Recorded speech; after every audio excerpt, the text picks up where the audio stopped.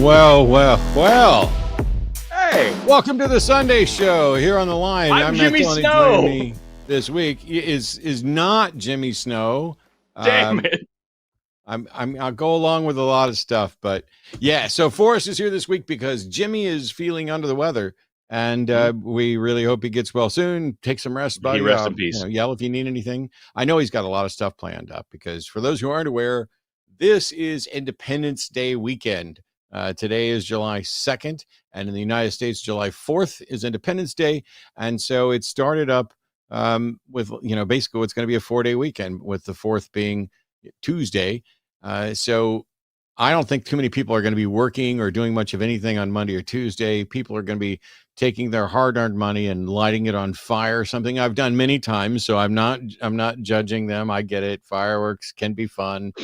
Please, everybody, be safe out there this weekend. But one of the unfortunate things is that we started this July 4th, or this Independence Day weekend, with gunfire in Baltimore, where 2 people are dead and 28 others are wounded. There's an ongoing investigation there.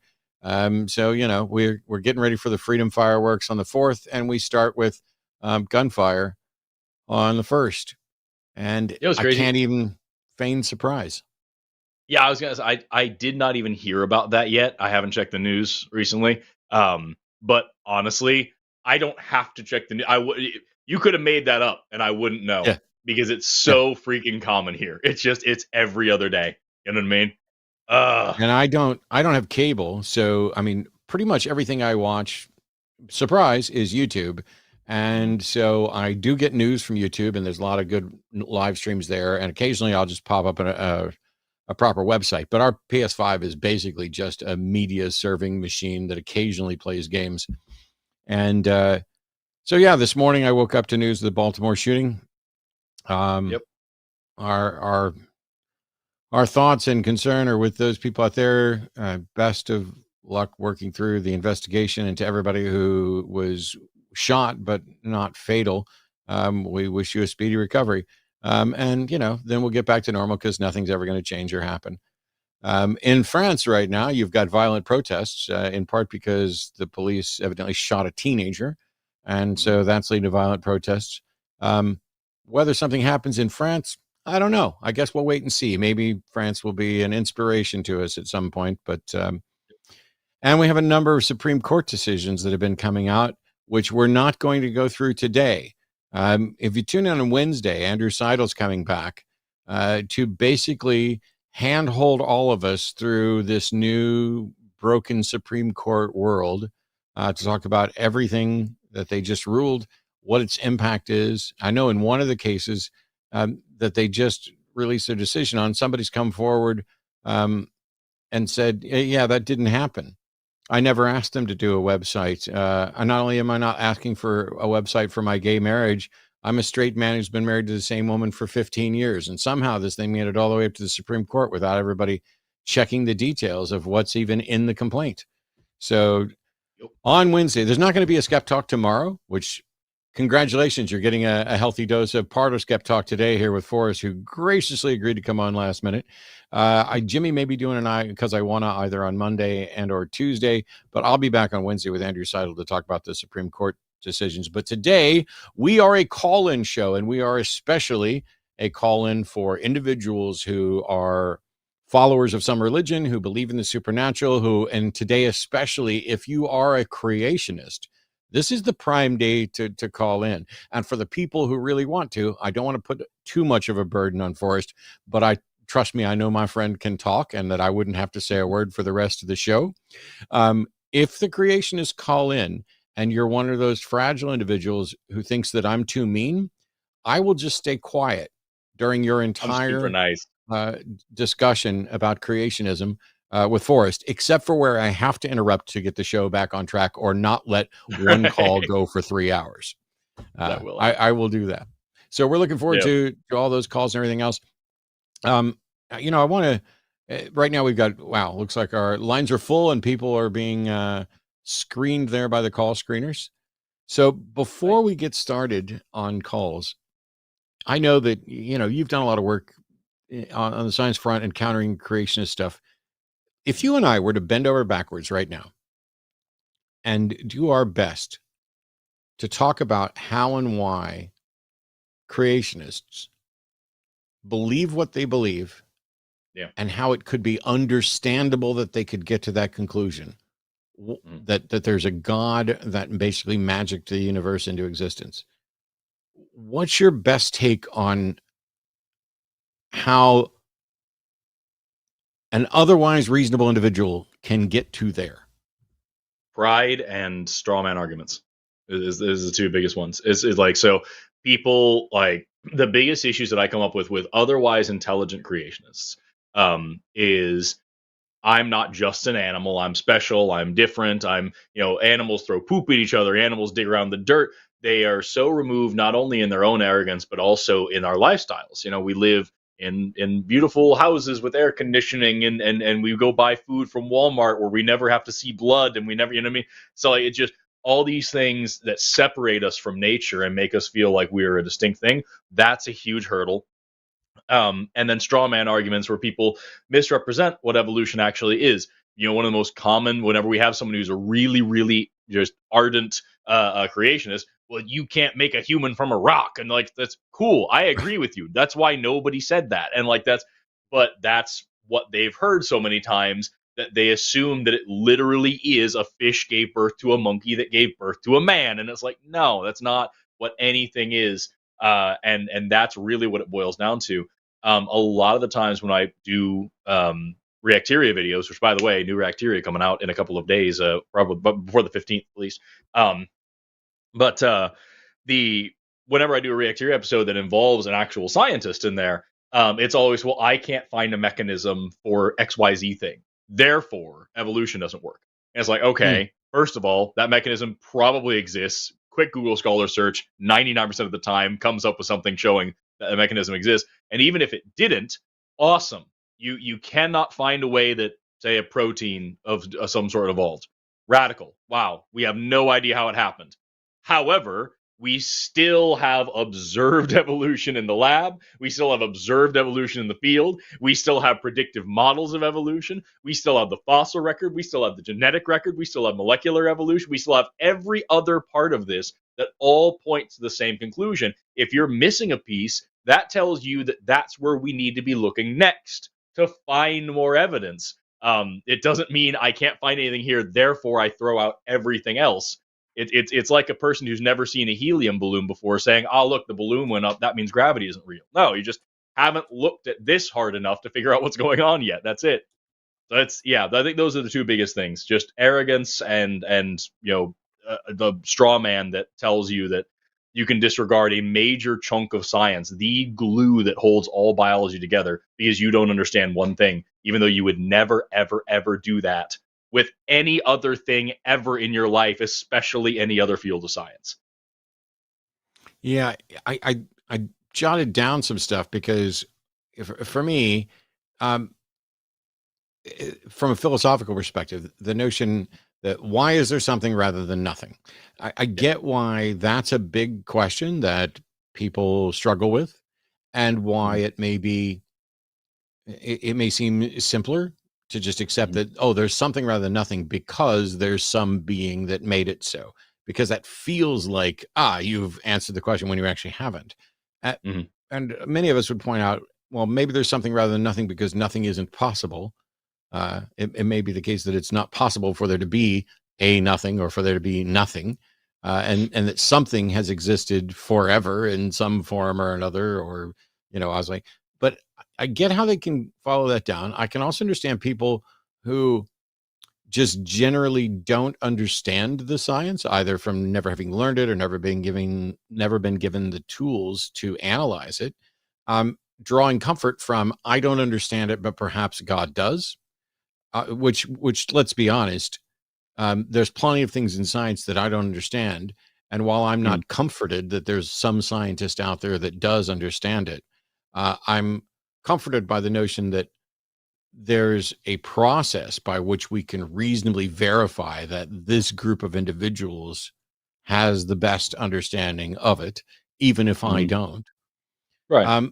I think where it gets laughable, though, is kind of something you alluded to, which is when they're happy to use the very science that they reject. You know, it's like the flat earthers who went out and bought a gyroscope to show that the Earth didn't have a 15-degree drift per hour, and of course they showed exactly that. Yep. Or when they want to point to, you know, high tech optics to try to demonstrate how far you can see and where the horizon would be and all this other stuff, Yep. and then their own experiments prove them wrong, and then they don't accept this. We see this not just in the flat earthers. We see this in the anti-evolution crowd, where they're like, oh, well, you know, we should be able to find something that would falsify this. Oh, well, what's an example that would falsify evolution? And I think it's fossilized rabbits in the Precambrian was, I think, Stephen Jay Gould's answer. And you just don't find that. And yet they want to go and they look at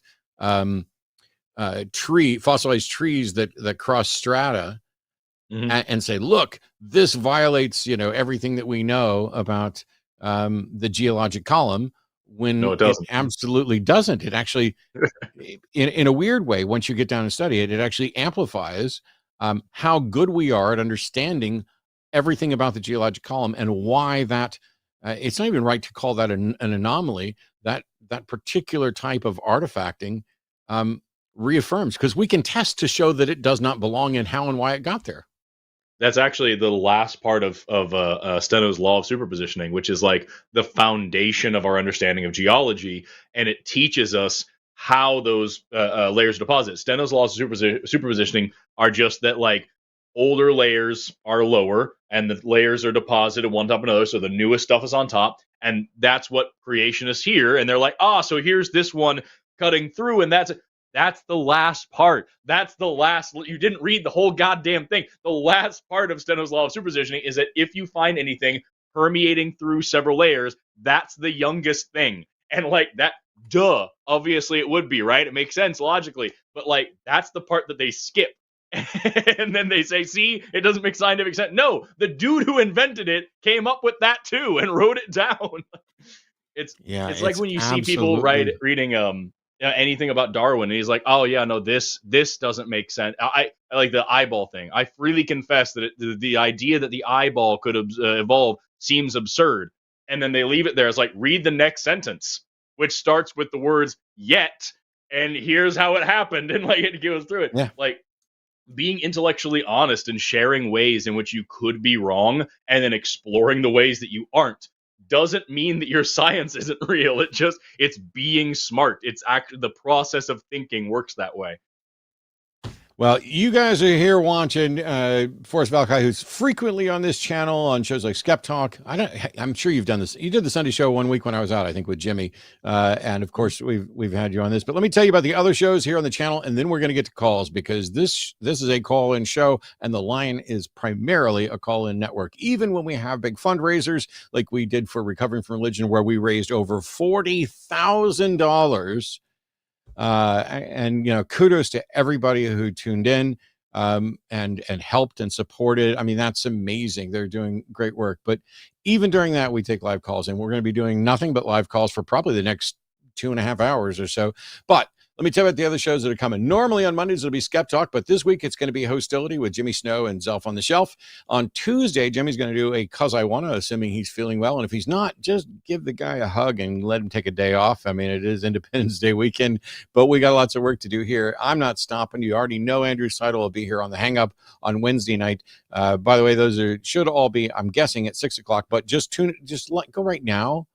Like this one, subscribe to it, ring the bell, and you'll get notified when Jimmy goes live. You'll get notified when I go live, when Forrest goes live, when any of the regular hosts and co-hosts on the network go live, you'll get notified. Katy and Arden are going to be back, the OG Transatlantic call-in folks, on Thursday. And a huge thank you to Dragon for screening calls today. And also, there's going to be a special patron hangout this evening after the show with me. So hey, I don't have all the details, but I know this. I know our producer.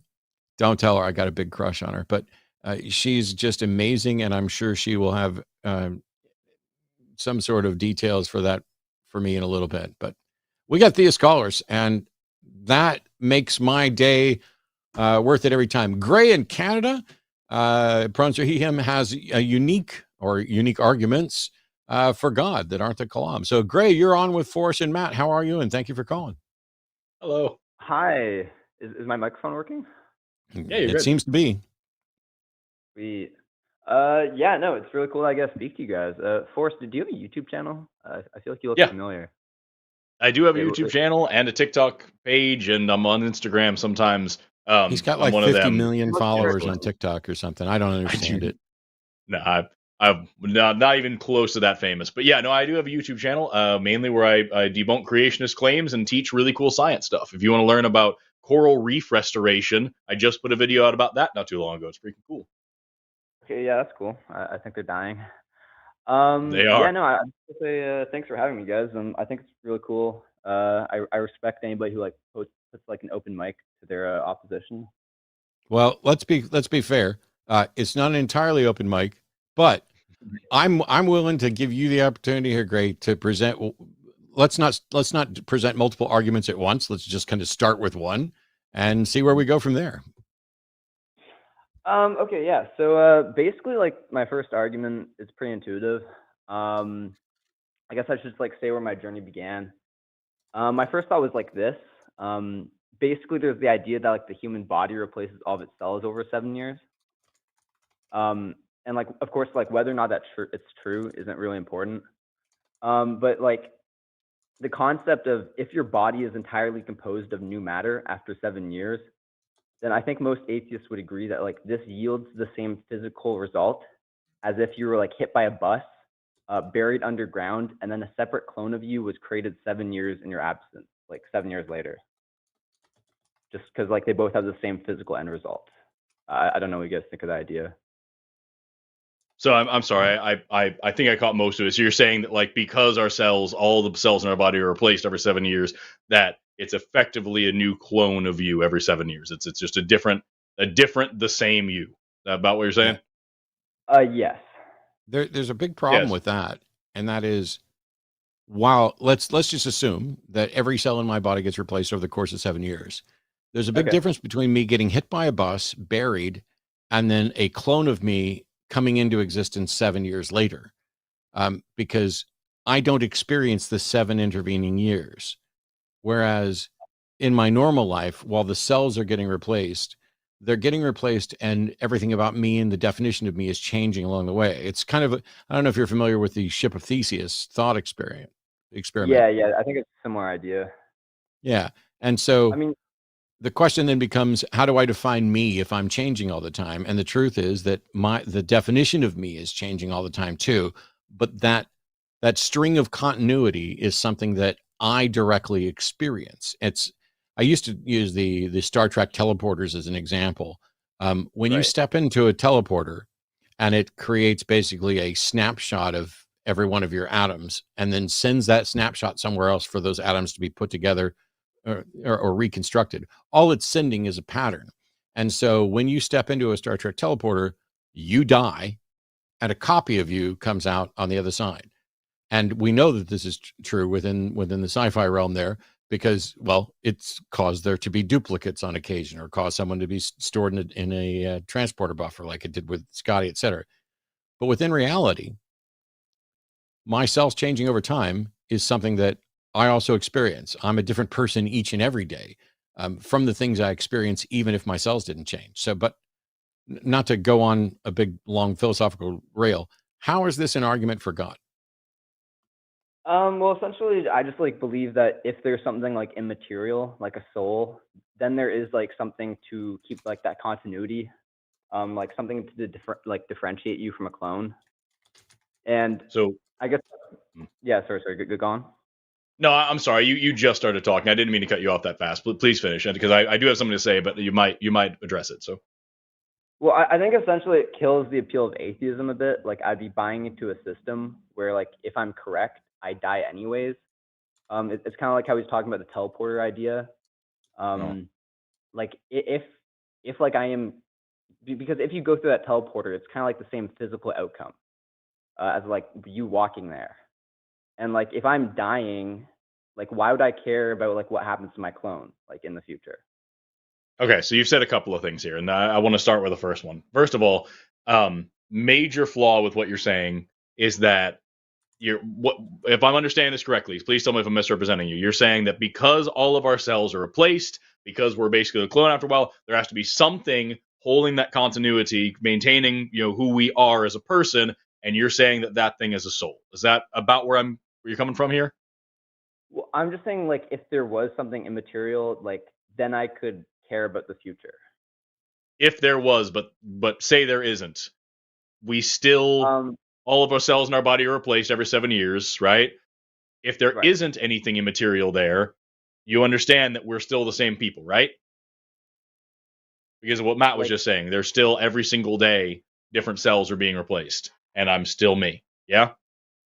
Sure, but like if I'm hit by a bus, like I don't really care what happens like in the future. Like Also, important distinction is that not every cell in your body is replaced every 7 years, because your neurons in your central nervous system especially don't divide in adulthood. So every cell in your body except for the parts that give you your personality and your mind and who you are, those don't divide and change. There's your continuity right there. There's the thing that's holding you together from each 7-year period. This doesn't change in the same way. So like, you don't need a soul, you don't need anything immaterial, you're still the same. That's fine. If you're only talking about hope for the future, clearly you're talking to two atheists. You can get that without the need of any religious belief. So I don't understand what any of this has to do with a god or a need for one. Okay, honestly, I'm willing to scrap like this argument. I think I could argue it further, but honestly, I'm not that hot about it in the first place. Why'd you start with it then? It's kind of foundational, a tiny bit. Okay. I'll tell you what. What's your best apps? Because we got other callers. So what's your absolute best argument for God? Okay, I'm curious what like Matt. I assume you've like done a lot of talk with like theists and whatnot. I'm curious about your opinion on like consciousness.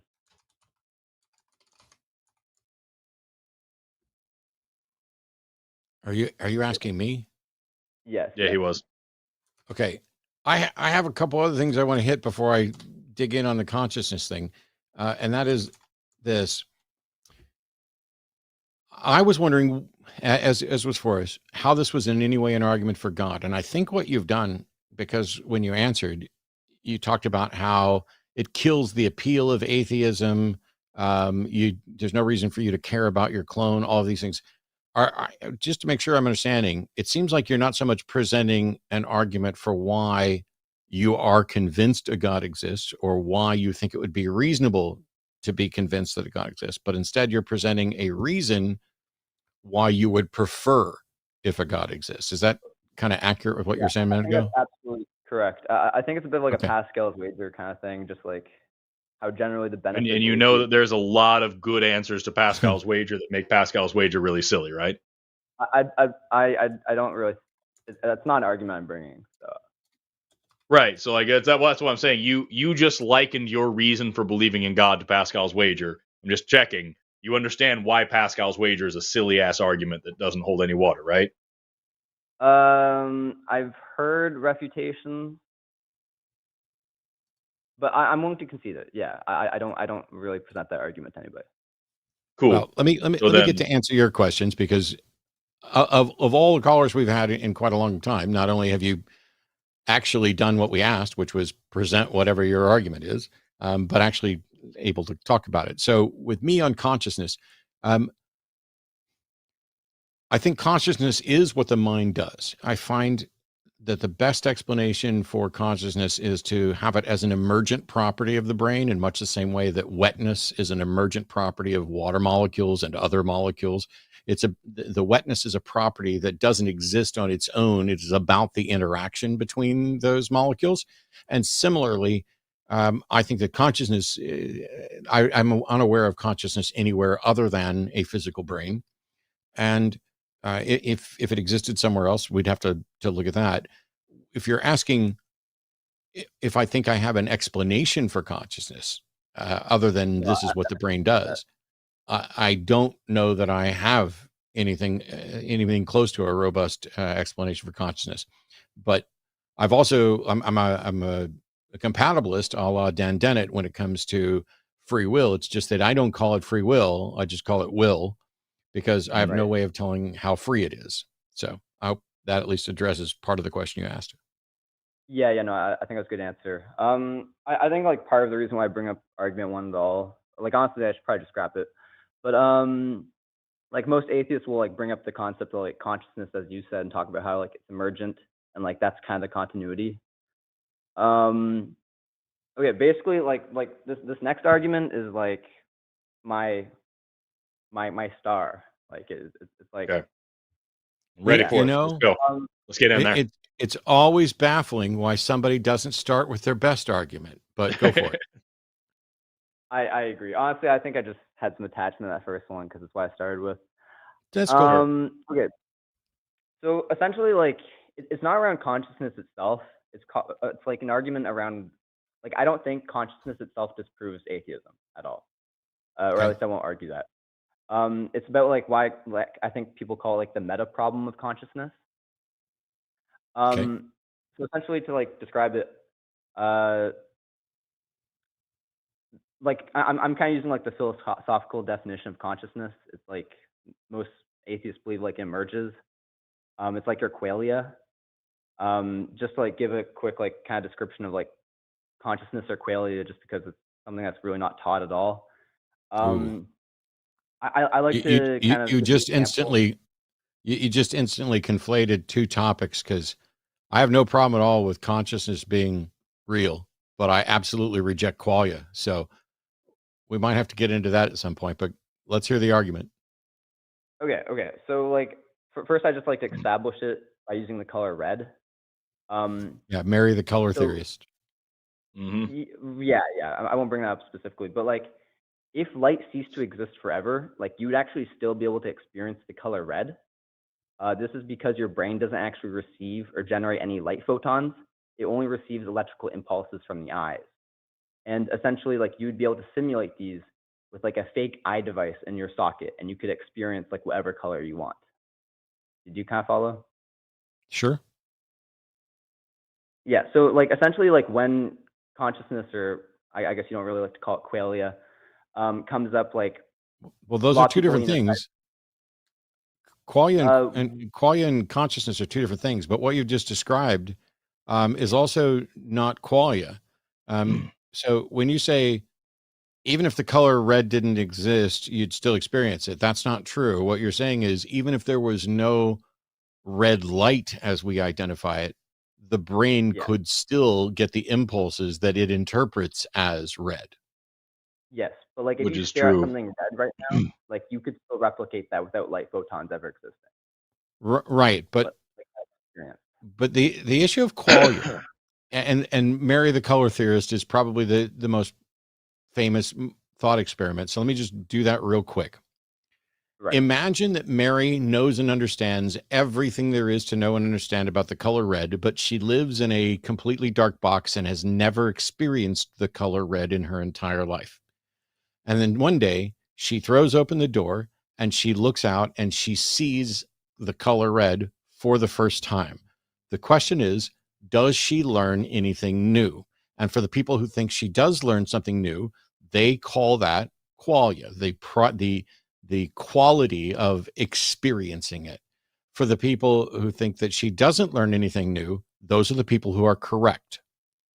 Now, that's a really cheap way for me to do this, but the truth is, if we say, by definition, Mary knows and understands everything there is to know about the color red, but has not experienced it, then her experiencing it won't provide her any new information. It is necessarily the case that she knows what it's like to experience it, even if she hasn't experienced it. And so it is just a dishonest thought experiment to begin with. Yeah, no, I think there's a lot of issues with the Mary thought experiment, and I think the creator doesn't actually believe in it himself anymore. Yeah. I think perhaps like a different way to explain it. That's where the arguments from qualia come from. And so there's a difference, like in your example, between when I look and I see the color red, what I'm seeing, is basically my retina processes the light signals, turn those into electrical signals, sends them more to my brain, and my brain creates a model of reality.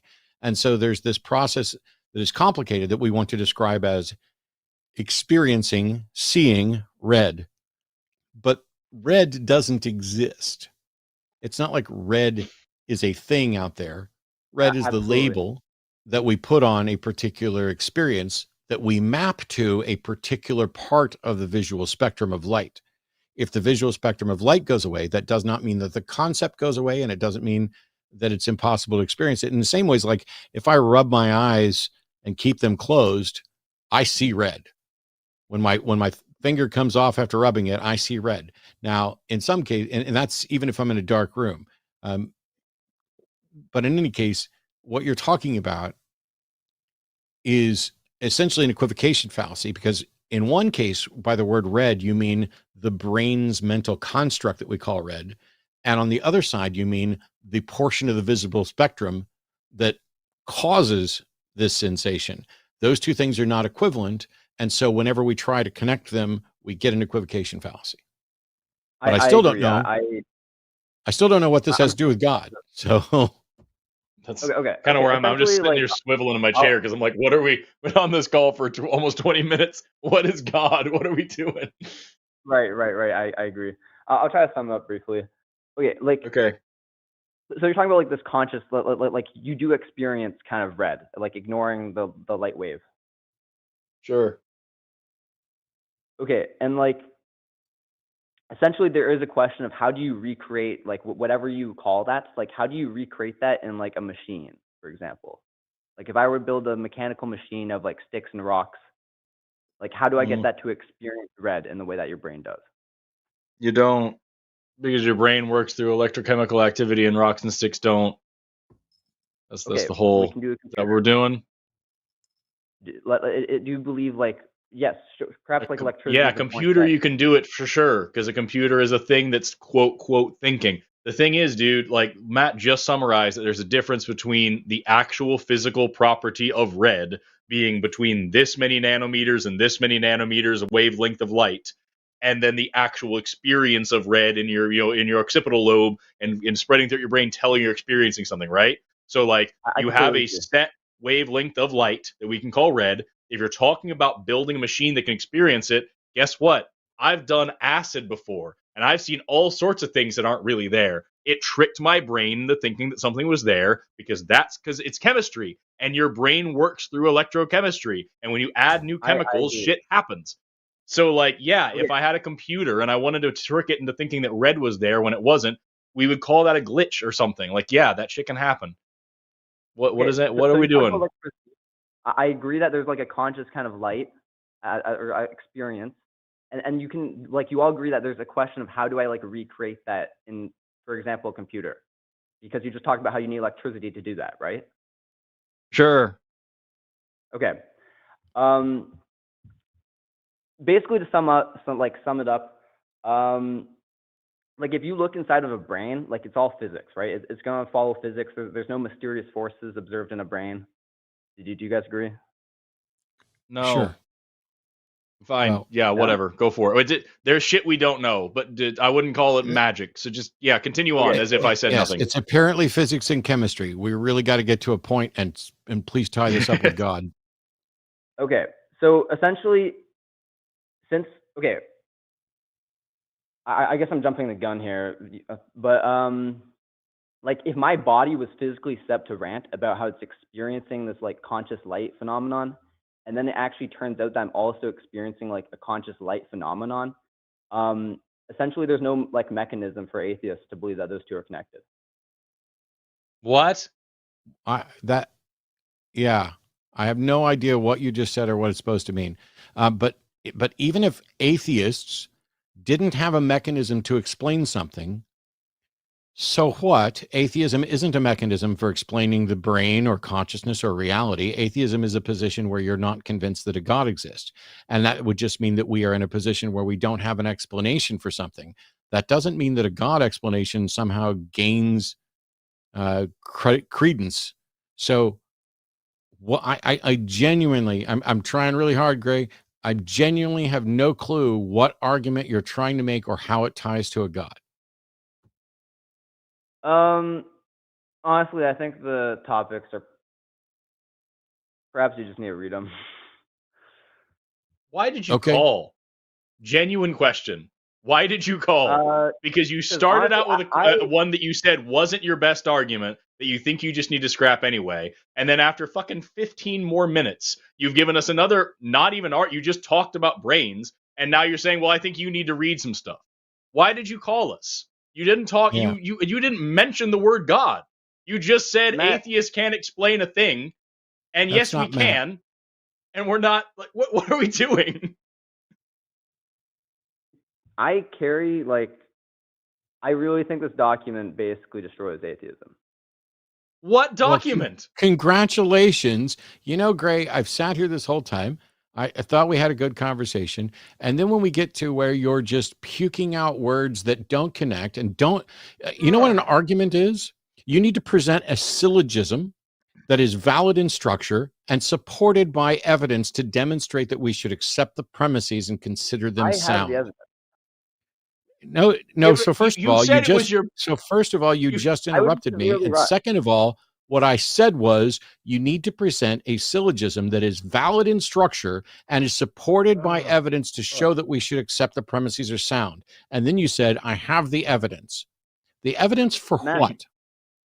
I can't prove to you that Caesar exists or that there will be water on this planet tomorrow, but we use evidence, you know? Gray? Like, just I don't Gray? know. Oh, are you going to explain Gray, evidence? are you to going us to right answer now? the question that I asked, or are you going to sound like every shitty apologist that's ever called to say, I can't prove to you that Caesar existed? You said you had evidence, and I said, evidence for what? Evidence for intentional design. Give Okay. it to us. What is the evidence for intentional design? Okay, the very specific coincidence of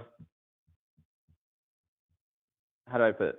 I'm essentially arguing that if qualia consciousness, as you call it, has no physical impact, then my quote unrelated rant about consciousness would make more sense under intentional design than coincidence. Yeah, I'm sorry, Gray, but I asked you for evidence, and what came out of your mouth was coincidence, and then what you're arguing for. I asked for evidence. Do you know what evidence is? I don't know if you define it as proof. Is that what you're calling it? No, sir, I don't. Proof is a mathematical concept. Evidence are the facts that are consistent with a particular proposition. They also exclude competing propositions. There's not a word that came out of your mouth after I asked for evidence that is evidence of anything. It's just a bunch of assertions and statements about coincidence and what you're arguing for. What is your evidence that demonstrates intentional design?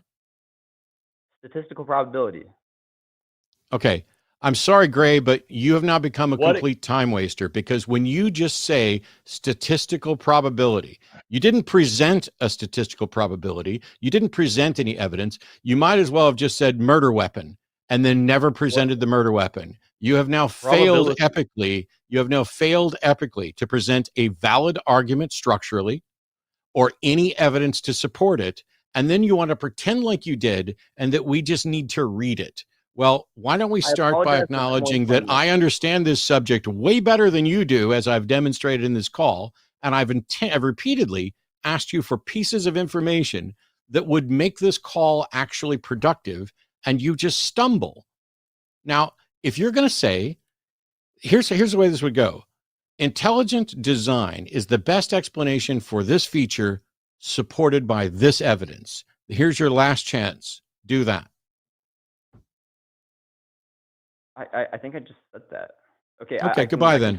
No. Goodbye then. Yeah. Just saying nothing. Just saying nothing a limit for 22 minutes, 24 minutes of nothing. I have a limit to the number of chances that I'm going to give you. I gave you a platform where potentially, it's potentially unlimited. I have videos that have millions of views, as does Forrest. You had this grand opportunity to present a case for intelligent design backed by evidence. And you started with, a weaker argument that you acknowledge was bad, then move on to your super awesome, most strong argument, which isn't an argument and isn't backed by evidence. And it's tied to, you're like, oh, if atheism can't explain qualia and my rant against it, yes, it can. My atheism holds that there isn't a God, or that I'd have no reason to believe there's a God.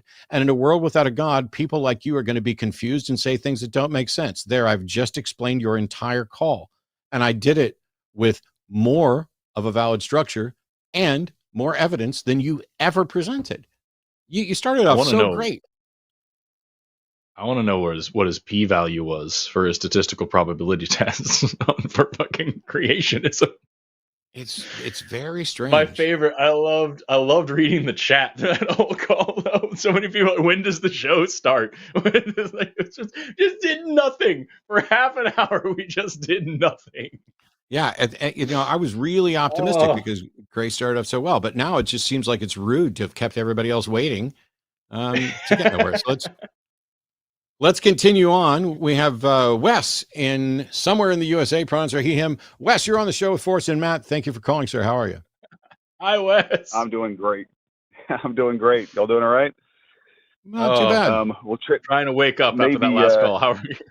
Yeah. So I'm a pastor. I'm in the South in the United States, and I appreciate what you guys are doing. The last call, I think I've heard a few of your shows, and I think that it really it shows there's just a huge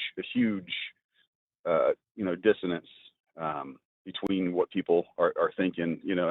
I appreciate the ability to be able to talk it out and talk through ideas and some different things. So sure. Okay, so there's two things that I've wanted to ask you guys about. So I'll throw both of them out there. One of them is a little bit more kind of irregular, and one of them is a little more wild, maybe a little more fun topic. So let you kind of tell me what you want to talk about. But I'm wondering what you think about like open theism and more progressive Christianity, because it sounds like you debate a lot of kind of fundamentalists. I'm wondering what you think of something that's a little bit more progressive and a little bit more scientifically compatible views of God. And I'm wondering what you think on the wild side of more actually scientifically feasible views of God, like protospermia.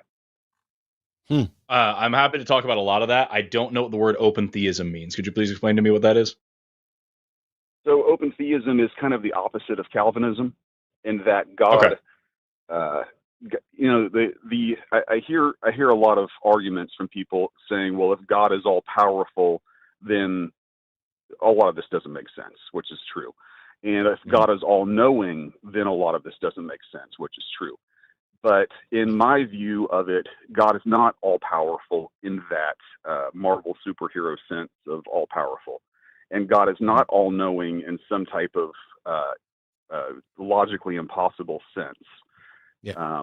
So, I mean, that to me feels like a God that is compatible with the Bible and is compatible with actual reality. Really? Something I would agree with compatible with the Bible. So you're just saying dropping some of the omnis, like. Yeah, absolutely. Here's the thing. He's definitely not all powerful and definitely not all knowing. Doesn't whether matter. He limits his power, whether he limits his power. Oh, I'm sorry. Go ahead.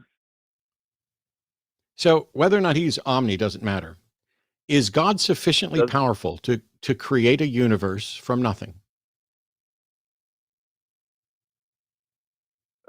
Can you explain what you mean by that? Does God exist separate from the universe? It seems like it. It seems like Okay. it. Yeah. Did God create the Okay, universe? Did God create the universe? He did. Okay. Can God change the universe, including the physical laws surrounding the universe? It doesn't seem like he can in the ways that we traditionally think that he can. So there are no miracles. God can't raise people from the dead. God can't turn water to wine. Nothing like that. There's certainly limited things that he can do, but there definitely seems like limits about those. to. Yeah, absolutely. I mean, I believe in Jesus Christ, and I believe that that God raised him from the dead. So I do believe he'll do that somehow. Okay. The problem is that when you start listing what the biblical God can supposedly do and has supposedly done, it doesn't matter whether or not he's omni. He's not a God that fits in with the open thesis model. The open thesis model will fit the biblical God only if you take a very limited view of soteriology, where God is open, or provided his son as a sacrifice for everyone, so that all who sinned have fallen short of the glory of God, and everyone who will accept Jesus will ultimately be saved. But then when you read other verses about salvation being a gift of God, and that not everybody who proclaims Lord, Lord will be saved, now you have differences in soteriology that aren't consistent with open theism. But when open theism begins to limit the power of God to the point where God can't do the very things that needed to be done, which is to create a universe from scratch, to create life, to restore life, to do all of the things that we identify as miracles because they violate the normal physical understanding of the universe, that's no longer a God that's consistent with open theism. So when you asked, I let Forrest answer first, but when you asked, what do we think about open theism? My first thought is, generally, I prefer open theism because it's less dogmatic, but it's not compatible with a biblical view.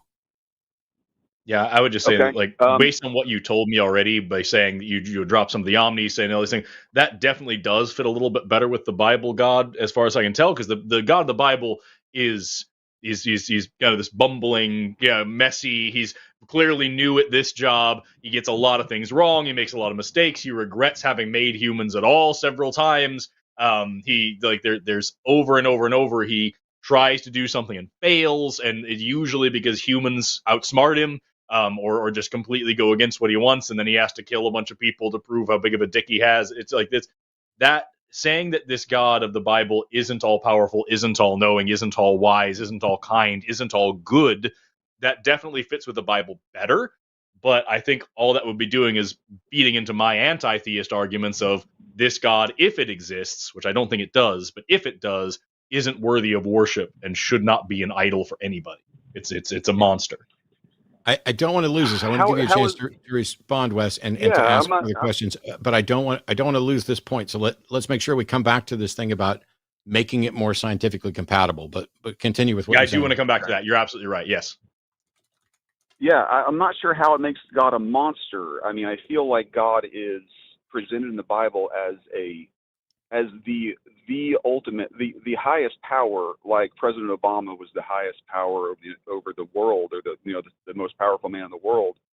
But that doesn't mean that he can snap his fingers and change people's free will. God puts free agents on the earth, and the Bible is clear that he put. I'm happy to explain how the God of the Bible is a monster to you. I'm happy to break it's easy to show that the God of the Bible is a monster, Wes, but also he specifically hardens Pharaoh's heart.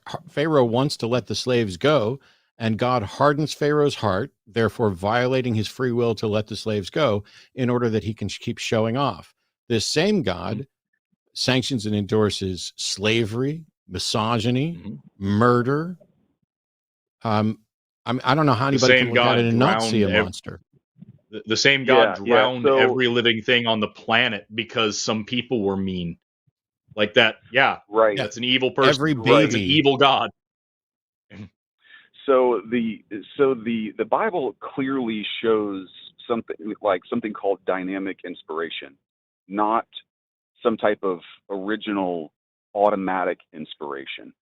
So are you familiar with dynamic inspiration, or the idea of that as compared to like dynamic inspiration is a post hoc rationalization that allows you to cherry pick the parts of the Bible that you find compelling and dismiss the ones that you find troubling, because you have no way of demonstrating that anything in the Bible was inspired at all. So what you're doing is you're saying, hey, I think the Bible's inspired, but not those parts. Okay, what criteria can you present to show that any part was inspired, and how do you tell the difference between a part that was inspired and one that wasn't? Okay, so that's a good question. I'd say first of all that the Bible implicitly, a lot of times we ignore what the Bible is telling us about itself, and the Bible implicitly tells us. Well, okay, so for example, Jesus Christ says in the Old Testament, No, God he doesn't. gave you this law. Jesus Christ didn't say anything in the Old Testament, did he? Yeah, you phrased that in a way where it was really easy to jump in there. So Jesus Christ said what? Jesus Christ. What Jesus Christ was quoted as saying, was written down as saying, is that when he was talking to the Pharisees, they were asking him, is it lawful for us to divorce for any reason? And he says, Moses gave you that law because of the hardness of your hearts. But now I'm telling you this. And what we see is very compatible with science. It seems like what we're seeing is it seems like what we're seeing, hold on here. What we're seeing is a God who is bringing beasts, who is bringing animals out from animals to take what normally would have been animals and bring us into something that is above the race of animals. No. This is how you get to your confused, cherry-picked mishmash. It's not Jesus bringing animals out of anything. If Jesus is God, then he was God all the way back in the Old Testament when he told them to fucking kill people. The notion that Moses told you not to divorce because your heart suffered and now I'm allowing you to divorce. The very notion that you're willing to look at, all those people up until 2,000 years ago were just too animalistic to understand the concept of divorce or why slavery was wrong. This is a modern revisionist spin where you try to make Jesus look like he did something good, but you forget that Jesus is supposedly God. So did something used to be moral or immoral and then God changed whether it was moral or not?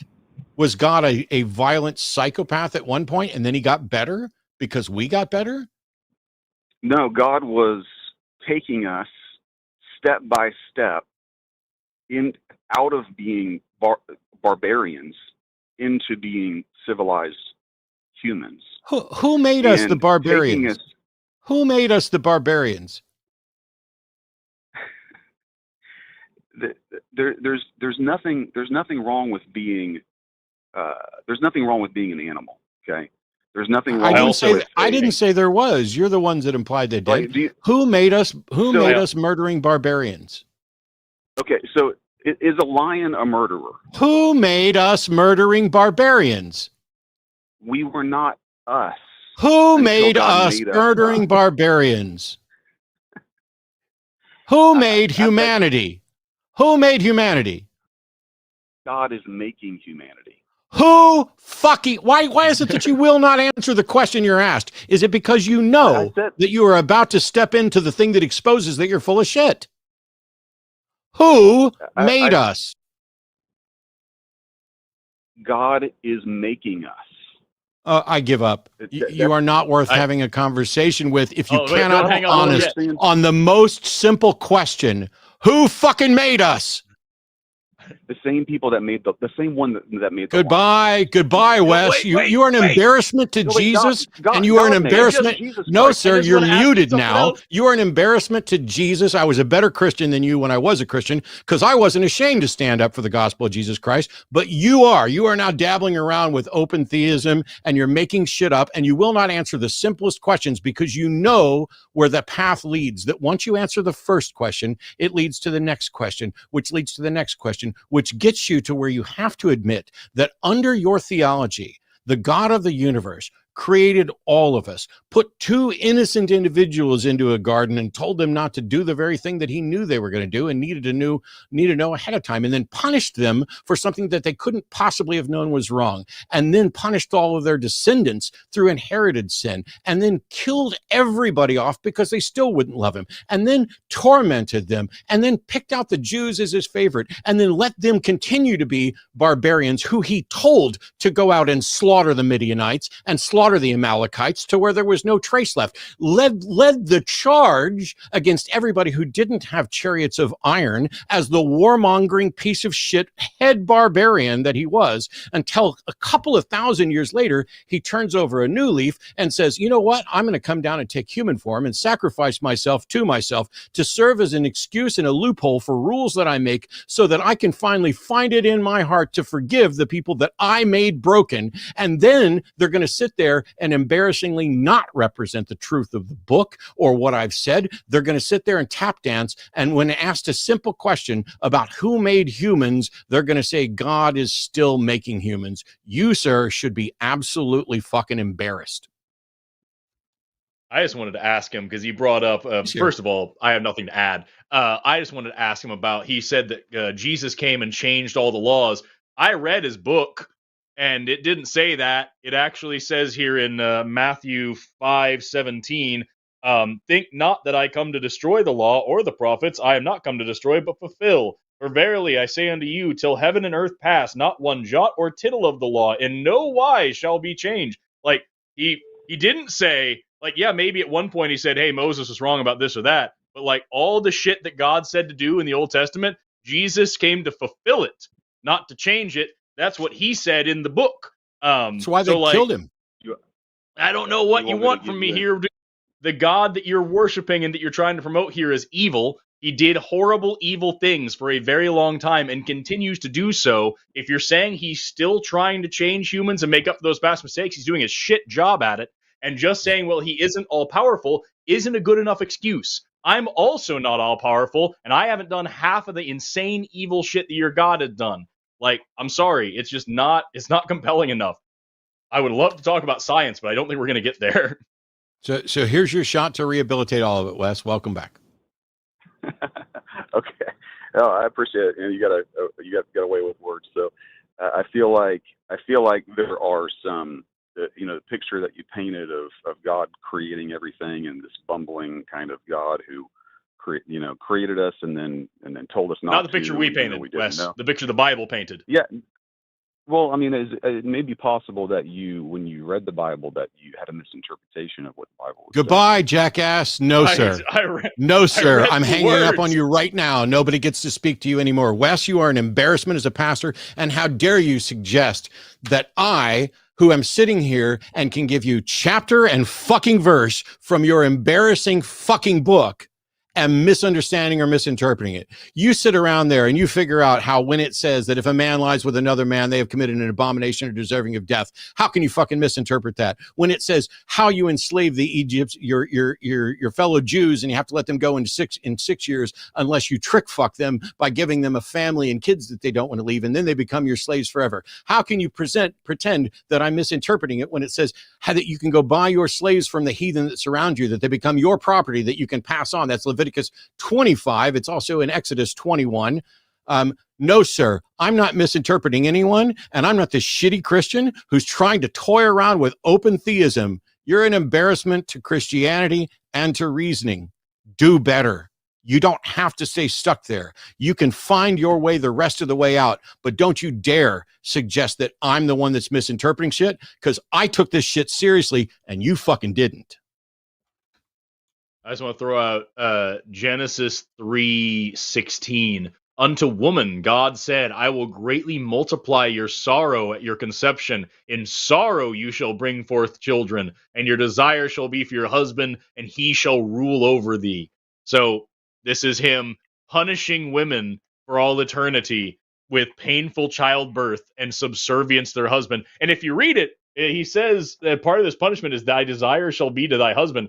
Heterosexuality was part of their punishment. Fun fact. It's just, fuck this guy, right? I'm going to make your childbirth painful and problematic and make you subservient to men because of a thing you did. And all of your children and your children's children's children will all suffer this same curse. What a fucking asshole. Can you imagine any real church today or court today saying, hey, you robbed that bank? Guess what? Your great, great, great, great, great, great grandchildren are going to be beaten to death because of your actions today. No fucking way we'd be cool with that, right? Fuck. Wes is probably a generally good guy. Wes probably doesn't like a lot of things that are implied by the religion that he's associated with, and that's why he's dabbling into open theism. But if you're not Yep. going to be honest and say, yeah, I got problems with this, or you know what, the Bible properly read seems to support slavery. Never once does it say it is immoral to own another human being as property. It literally says the opposite. It doesn't say that it That's is why morally preferred, but it's permissible. What's that? That's why the slavers used the Bible to justify slavery. That's Yeah. why we had the slaves' Bible in America, where they cut out all the parts about freedom and liberation and redemption and kept in all the parts to say, slaves, obey your masters so that you can participate in their piece of heaven. That's all there. That's part of our history in this country that you're ignoring just to say, yeah, but like God was kind of fucking around. That he was in a silly, goofy mood and he wrote that part and it didn't really mean anything. But and by the by, if you one thing, all right, go ahead. one thing that sent me over the edge is when he talks about in Matthew chapter 19, where Jesus is talking about divorce and he's referring to Moses. This is where he said, Jesus said in the Old Testament, you were telling, Jesus didn't say in the Old Testament. He said, Moses, because of your heart's heart, suffered you to put away your wives. From the beginning, it was not so. And I say unto you, whoever shall put away his wife, except it be for fornication, and shall marry another, committeth adultery. Now, what he said, you can go back and rewind it, was that this is consistent with science. And that's when I was like, no. First of all, it's not consistent with science. Science doesn't have shit to say about when you should or shouldn't divorce someone. Second of all, it's inconsistent with good moral principles and sound relationship advice to say that the only reason to divorce someone is infidelity is absurd. You should divorce someone whenever you no longer want to be with them forever. If you cannot keep that commitment, you need to break it. It's better for you. It's better for them. It's better for everyone in the long run, rather than you staying there in misery. What science has to say about relationships is not consistent with only leave someone, only divorce someone if they've cheated on you. You just make shit up. Oh, here's what science says, and it's consistent with what Jesus said. No, what Jesus said, and this is for Cliff Connectley as well, who tried to claim that Jesus was a moral genius. Here's a verse right off the bat where Jesus not only isn't a moral genius, but is morally fucking stupid. He doesn't understand relationships. Maybe that's what happens when you run around with a whole bunch of wandering dudes that contribute nothing to society. But anyway. It's fucking crazy. Augustin Fuentes wrote Race, Monogamy, and Other Lies They Told You. This guy's a professor of anthropology at Princeton, I think. Talks about, a lot of cool stuff about human sex and sexuality in there. If you want to learn some actual science about, this stuff instead of just like, well, Jesus technically kind of said, I have another one around here that's similar topics. Also, I just want to throw out that like that part of Genesis that I just said out of random about, punishing women. If that seemed a little off the cuff and kind of out of nowhere, it's because it was. I literally just flipped open a random book. Everything in yellow highlighter is God being a fucking asshole. So every time that comes up, I literally just have to find a page. Here's some yellow highlighter. Right there is a bunch. And the literal random page here is Samuel 24:1. The anger of the Lord was kindled against Israel, and he moved David unto them. Go number Israel and Judah. Go murder everybody. So like just immediately, God sent a pestilence upon Israel from the morning to the time. It's like sending plagues. Just anytime I want to find God being a dick, I just open a random page and look for yellow highlighter. It's all over it. It's all over it. Yeah. I'm not the one reading it wrong. The one reading it with God-colored lenses is the one that's reading it wrong, where you decided ahead of time that God was the good one. By the way, Wes, how did you decide that God was the good one and Satan was the evil one? That's an interesting question for another day. But thanks for the call. We have Gaba in North America, pronouncer he, him, who's a polytheist who wants to talk to us about Jesus. So congrats. We know more about Jesus than most Christians, so you've called the right place. Hi, it's not Gaba, it's Gabe. I'm sorry, how is it pronounced? My name is Gabe. Gabe. My apologies. Gotcha. Gabe. No, not a problem at all. In our written history and in times before, there have been many gods. You don't know what they are. The gods are kings of wisdom, which means they've mastered the power of the spirit and all sciences. And there have been malevolent gods and benevolent gods. Now, this is important because I would like you. There was a document that was found in 1963, what is believed to be the true history, the true written record of the man they falsely call JC. His real name was Emmanuel, as you must have heard in past conversations. You spell Emmanuel with a J, Jmmanuel. Okay. That is No. believed to be his true written history. Obey. Yes, sir.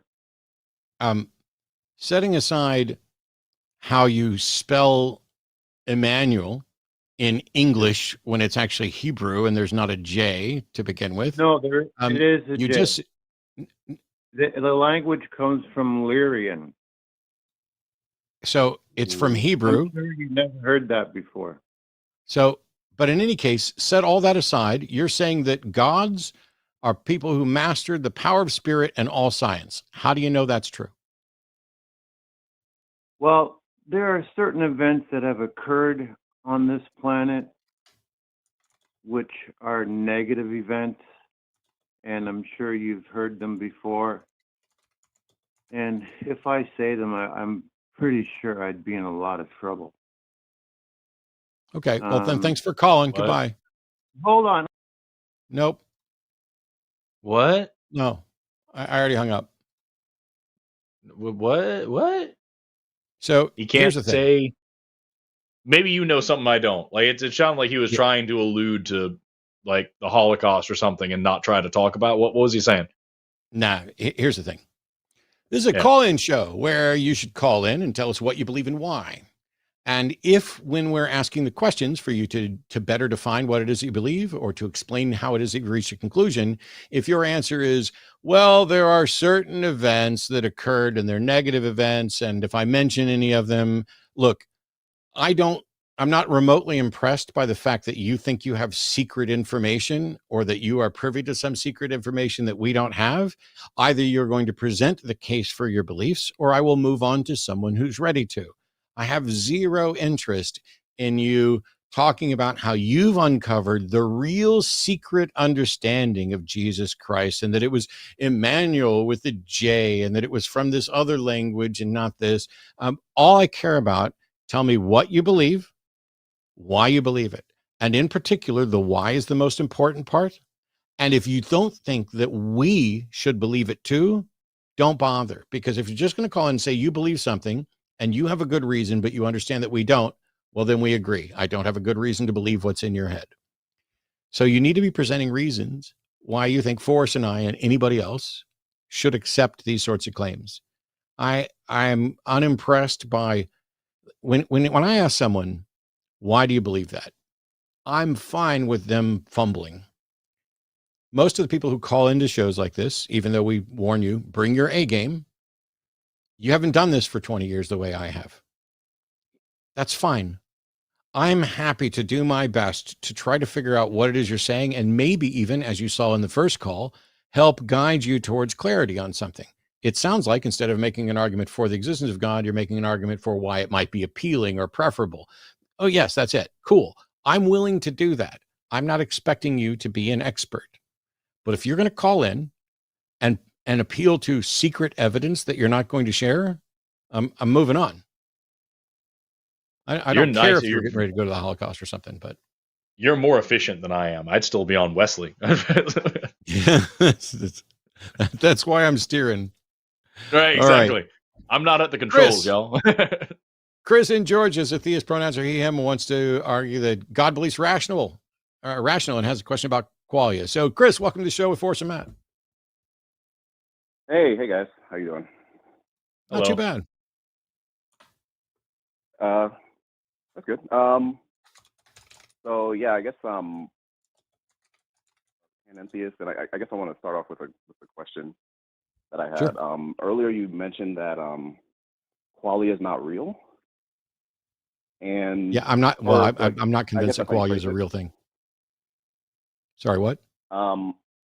No, I said I guess that's how you phrased it, but yeah, Yeah. I understand now.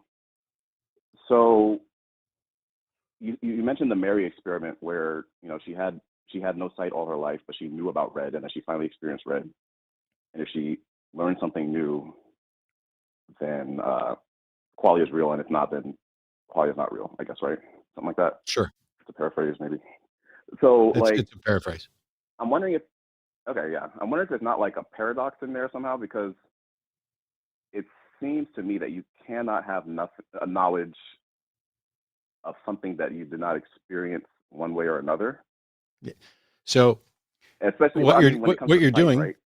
what you're doing is intuitively correct and yet completely wrong, because it misses the point of this is a thought experiment, not an actual experiment. And so we're defining at the beginning of the thought experiment, Mary is a color scientist who understands everything there is to understand about color. And so that becomes the definition. The fact that she hasn't personally experienced red, the question is, when she finally does experience red, will she learn something new about color? And if we have defined her at the beginning of the experiment to have all knowledge possible about color, then she can't learn anything new, which is why this is potentially troubling, because our intuitions are, well, if you've never seen red, when you see red, of course you learn something new. But if I've never seen red, then it would be wrong for someone to say, I know everything there is to know about color, because I don't know what it's like to see red with my own eyes. I also That's like why it. that's why I said the thought experiment is itself flawed. That it's just like saying, Mary knows everything about math, but she's never added 573,962 to 725. And when she does, will she learn anything new? No, because she already knows everything about math. And it might be like saying it's impossible for anybody to know everything about math. I agree. I don't see how it's possible for anybody to know everything about color or anything else. But in a thought experiment, all you're doing is putting basically a category. So you remove Mary, and here's a circle with all knowledge about color. And then the question is, does that include what it's like to experience color, or does experiencing color have something else that it's adding that isn't part of the knowledge about color? But in any case, I don't accept qualia because I haven't seen a good argument for it, and that's it. Kind of like God. Okay. I mean, I would say, like, I'm not a philosopher or anything, so I might use terms incorrectly, but like I feel like qualia is just like how we separate different aspects of like phenomenal consciousness, which I would define as basically like, if you look at a tree, phenomenal consciousness would be like what that tree appears like to you, or like if the wind's blowing and like you're hearing the trees rustle, and like that's all phenomenal consciousness, whatever. And there's like this other concept of like meta consciousness, which is like just thinking about the things that you're experiencing, thinking about phenomenal consciousness. And so I would argue that like qualia is just, I mean, that's like that first part that I defined. What do you think about that? I didn't. You broke up there at the end. You said qualia Chris, is, and then you faded out. Oh, sorry. in grad school, I had to take a lot of archaeological theory, and I'm actually pretty versed in phenomenological arguments and ideas. I'm not a fan, but I understand phenomenology enough to talk about what you're talking about. I can promise you this conversation isn't going to go anywhere. I'm happy to have it with you, dude, if that's what you want. But like, if you want to talk about the belief in God being rational, I guarantee you that will be a much more fun thing to talk about for you, for us, for the audience, for everybody. Like, just if you want to go. But like, I'm not telling you what to do. I'm just saying. I don't think we're going to get anywhere on qualia phenomenology. either. I'm not into it. Because I think what you're describing is, so there's a risk of confusing the map for the place, because there is in my head a concept of red. Hey, I made it rhyme. There's also in my head and in my head is a really terrible way to put it. I have a red concept, and I have a concept of what it's like to see red, and I have a concept of what it's like to think about red. And none of these are, all of these are metacognitions, because I don't have to be actively experiencing red at that moment in order to process these.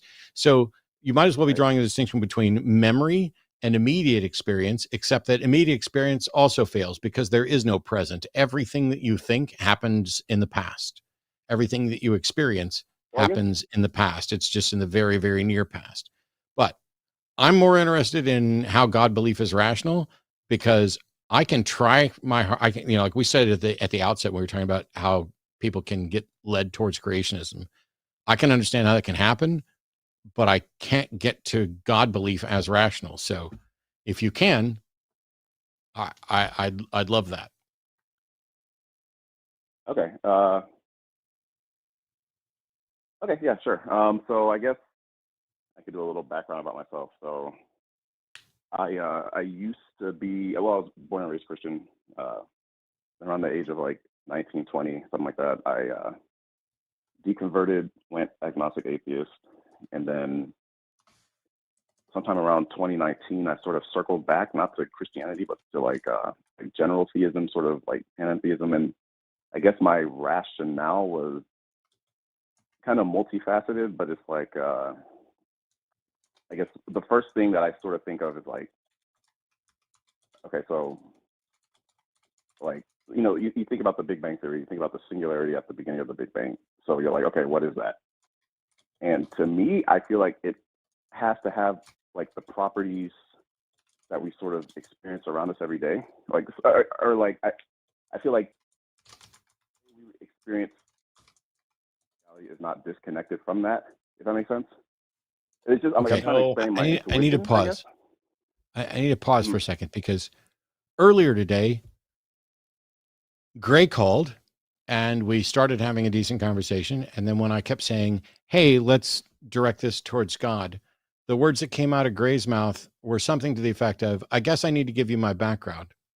And then just now, when I asked for you to present a case for why God is rational, you felt that it was necessary to give me your background about you at age 19 or 20. And then after wandering for a few seconds, then you get to the Big Bang. Let me make this clear to everybody watching. No argument for the existence of God starts with anything relevant to your life story or what you used to think or anything else. Arguments have premises and conclusions. And when you say Big Bang cosmology seems to have the properties we experience today, that sentence makes no sense to me. What properties are you talking about? What are you talking about with regard to the Big Bang, and how does it work into a syllogism for God? It's the second time we've had to stop the show to talk about what an argument is. Yeah. Yeah. Sorry, I'm not too versed at like. That's okay, and I swear I'm not trying to beat you up or be an ass, but I'm doing a live show. I'm not making fun of you. It's just a funny situation because this is our job. I just want to get to the God part, because the quicker we do that, then either the quicker one of us has the likelihood of no longer being wrong, because one of the two of us, Chris, is definitely wrong about God, right? Yeah, I'd agree. Yeah. So let's get to the part where we figure out, are we gonna have any hope of figuring out which one of us is wrong? And I don't need to know what happened to you when you were 19 any more than you need to know what happened to me when I was 19 to figure that out. Okay, yeah, sure. So I think that reality presents itself to us in two ways. There's phenomenal consciousness and there's metaconsciousness. And I think that as we explore the natural world, I think it is rational to assume that the way it presents itself to us is somehow connected to the way it is. And so I think that the universe itself possesses some sort of quality of consciousness, or maybe you can call it super consciousness or whatever. And I think that we are just products of that, essentially. What does that mean? What's super consciousness? Start there. What's that? I took notes. I took really good notes. And so you think, so you, just in the past 30 seconds, it was, I think that, I think that, I think that, I think that. That was the repeated theme. I think that reality presents itself as phenomenological and meta. I think that, I think that, I think that. And then you said you think it's rational to assume that the presentation of reality is somehow connected to how it actually is. So nature has a quality of consciousness. So if I'm understanding your argument correctly, what you're suggesting is that if we see a property somewhere in nature, that property is emblematic or representative of nature itself as the whole. So if we see consciousness for a part of nature, that represents consciousness for the whole of nature. Is that accurate? Yeah, I think so. I think That's literally the pretty fallacy accurate. of composition. That's literally the fallacy of composition, where you extend the properties of the parts of something to the whole, or of the whole of something to the parts. So you've got an argument Without justification, right? Well, yeah, Or you would need to show you, that. So, like, for example, I'm conscious, but we tend to contrast that with, I don't think my eyeglasses are conscious. And so it would be just as much of a mistake for me to say the universe is conscious because I'm conscious as it would be for me to say that the universe is unconscious because my glasses are unconscious. So if all you're doing is cherry picking the property that you prefer to expand to the universe, you don't have a way to show that it should be expanded to the universe. Because, for example, the ocean's wet, but the desert's not. Is the universe wet? Precisely what I was about to bring up. Just like, would you use this argument right. for literally anything else? You wouldn't. So like, why are we doing it here? You know? Yeah, no, that makes sense. So I guess I'm trying to think. I was going to go somewhere, but I forgot. Please Okay, tell us so you I have guess more. no, I mean I guess I do. So like, if you, like, I think there's like three competing like groups of theories you can think of for like what the world is. So there's like materialism, dualism, and idealism, kind of sort of. Like, I don't know if there's anything outside that or if you would divide it any other way, but I feel like they each have their own problems, but I think idealism probably has the least insurmountable problems. So That's like why with philosophy is a thing, materialism, because there's they all have their own problems, and we have to talk about which one makes the most sense, and nobody will ever agree. right, yeah. No, I agree. So like, yeah, materialism, there's a hard problem of consciousness. Then like dualism, there's I think the interaction problem, if I'm getting that right. Like, how do the like I'm mind staunch things interact with physical materialist, things? and I don't have a problem with consciousness. Okay. So to that I would say, so I'm more of an idealist, I guess. First of all, Okay. but yeah, so I would say like, how do you think that consciousness is something that appears completely different from like physical things, in that like, when I'm saying consciousness, I guess I'm saying like the experience, like what it is to experience whatever, right? There's that, and then there's material things which have, like we observe them to have charge, spin, whatever. Like, how do those correlate to you guys? If you're both materialists, I guess. Well, I'm not a You go philosophical first. materialist. I'm a methodological materialist, but go ahead. I was just gonna say they don't. Those are different things. You're talking about two different things. I can't take out a ruler and measure a thought, but I still know where thoughts come Right. from. So like, you're using the wrong instruments to test this right now. There's a reason Okay. why I wouldn't use a mass spectrometer to try to tell me how many elephants are in a particular pack. Like, it's not. That's not what you would do. You know what I mean? So for you to ask me how I can justify or how I can reconcile, the spin of a particle versus consciousness and emotion and qualia, the experience of experiencing things, then like, I don't know what you're asking me. These two are different things. They have nothing in common. I have an example that Right. might make it might clear this up a little as to what my take is on it and why. Euclidean geometry isn't true. And yet it's true enough for us to use for 99% of all of the geometry that we need to do.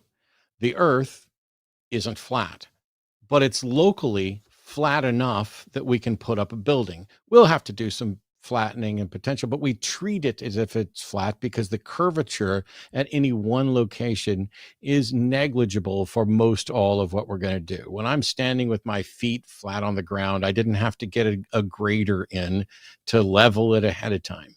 And we know that beyond that flat example, that the interactions, even at the molecular level, that physics tends to break down, which is why we have other models and quantum mechanics and everything else. And so the key becomes, when you ask the question, you need to figure out at what resolution you are focused so that you know what you're seeing. And so if we focus at the level of atoms, there are atoms in my brain, and you won't see anything at all at that resolution that appears to be consciousness. We have a higher level than that, which is neurons, individual neurons. And you won't see anything that appears as consciousness there at that resolution. When you zoom out to the level where you're looking at closer to the network of neurons and their interactions, that's where you'll begin to see something that you might, under some circumstances, be able to identify as consciousness in the limited sense of this brain is functioning, this brain is not functioning, this brain is awake versus this brain is not awake, or, you know, we're measuring different ways for it. It's only at the level of from the external where my brain's thoughts are conveyed through my emotions, my actions, my speech, my ability to convey thoughts, that we begin to see what we could then say, yes, this is consciousness. It's like if you took a super zoom lens on a camera and just had it at the wrong spot. At some point, you're going to get it to the point where you're like, oh, that's an ant. And until then, it's just blurry. And so when you say the part of the brain, or the resolution at which we can identify consciousness in a brain may be at a completely different place than the atoms that you're talking about. And so when you say, where's the connection between them? I can't show you that connection for the same reason I can't show you the connection between one molecule of gasoline and how my car drove from here to Dallas. Because even though those two things are inextricably connected, you have to be looking at it at the right depth, I guess, or resolution to see that connection. That's about as good as I can do with it. And even if I'm just completely bizarrely wrong, I don't see how any of that gets me to a God. Like, even before I knew how things worked, it wouldn't have been justified to claim that a God did it. And not knowing how consciousness works doesn't mean that it becomes a magical spirit thing implanted by some being. That is a claim that needs its own evidence, and you need to define at what resolution you're looking in order to see that, if that makes sense. Oh, Yeah, I give the exact same example using physics. I talk about the difference between quantum mechanics, classical mechanics, and relativity, and different fields of vision, different, you know. This is about us. It's the exact same thing. I mean, I loved your examples. Fantastic. Best part of the show. 10 out of 10. Everybody hit like. Thanks. But let's get back to Chris, because Chris might not have felt that way.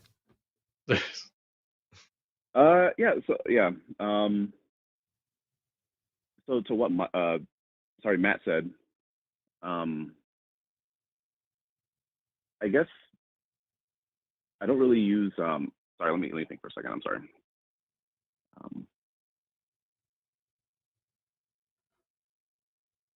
Could you present what you said into like a question? I'm sorry. My memory is.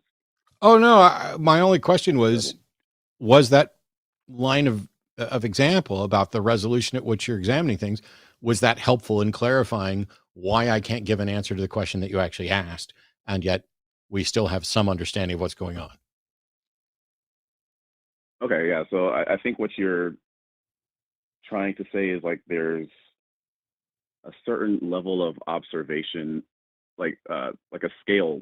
You know, if you look at an atom, would you say that's conscious? No. If you look at a neuron, no. But it's like in the interaction of sort of everything within a person, or for example, that that does make that person conscious, and that you could maybe do a test or something to see that that person is conscious. I think, right? So I guess where I'm coming from is I don't think it's really that clear cut. Like I don't think materialists have done the job personally to show us what mechanism leads to that emergence of consciousness. Well, okay, but that's Okay. not a problem. So what- That's not a problem with materialism. The fact that materialism hasn't provided an explanation for everything yet isn't a problem for materialism. Idealism hasn't explained anything. Well, I mean, I think idealism sort of. Sorry, It can't. Chris, can I ask a question? Just Go ahead. real quick, Chris. Yeah, sure. Just you said that materialists hasn't done their due diligence, and that okay. Now what? We don't. It's fine. We don't know what the fuck consciousness is. We have no explanation whatsoever for consciousness. We are back in the Stone Age. We don't know what consciousness is. We don't know what electricity is. We don't know what atoms are. We don't know what the stars are in the sky. We don't know where lightning comes from. We don't know shit about shit. We don't know anything. Why are you here? Why are we talking about what does this do with God? What does this tell us about anything? What is the argument here? Like, where are we going with this? How do we get from there to therefore God exists? Yep. Thanks. Right. Yeah. So, I wasn't saying that materialists they're nowhere and they haven't done their due diligence. I'm just saying that that's a problem for materialists. But I get what you're saying. I'm saying it doesn't matter. Yeah, Why do you believe God exists? Okay. And right. So I believe God exists because the alternative hypothesis, idealism, or one of the alternatives, right? To me, seems more logical in that certain forms of idealism present the notion of like a universal field of consciousness, or essentially, right, like an all-pervasive, like you could say, like, I don't know, ground of reality sort of idea of consciousness, where it sort of produces lesser consciousnesses. I can't go into too many details, but there's ideas and theories that people talk about, and I feel like that idea has fewer problems than materialism. And Chris, I think that's Chris, essentially what I identify. Chris, Mm-hmm. Chris, you just in the end of that last sentence said, and that's why I something God, and that was the first time you've said that, and it's been 24 minutes, and you still haven't said it. Like, you said that idealism sounds better than materialism. Radical. Join a club. There's a whole thing about, you can go to a philosophy department and meet a lot of people who think that way. But why do you believe that God exists? What's an evidence? What's a reason, a logical reason why it makes more sense to say everything we know about the entire universe aside, there's also this extra pocket of something outside of everywhere, beyond the confines of space and time, wherein a fucking magic dude on a big old throne with a big old beard lives, and he made the world. How do you get from there to here? Like, what's going on? Yeah. Just please give me a straight answer. Please. Yeah. So no, I guess what I'm saying is, interpret. I'm not saying that science is wrong.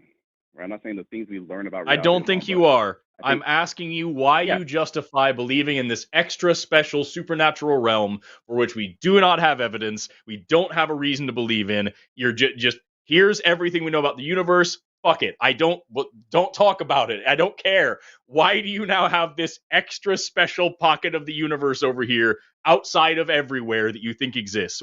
Why is that a thing for you? Well, I mean, I guess, like, I think reality is one single thing, right?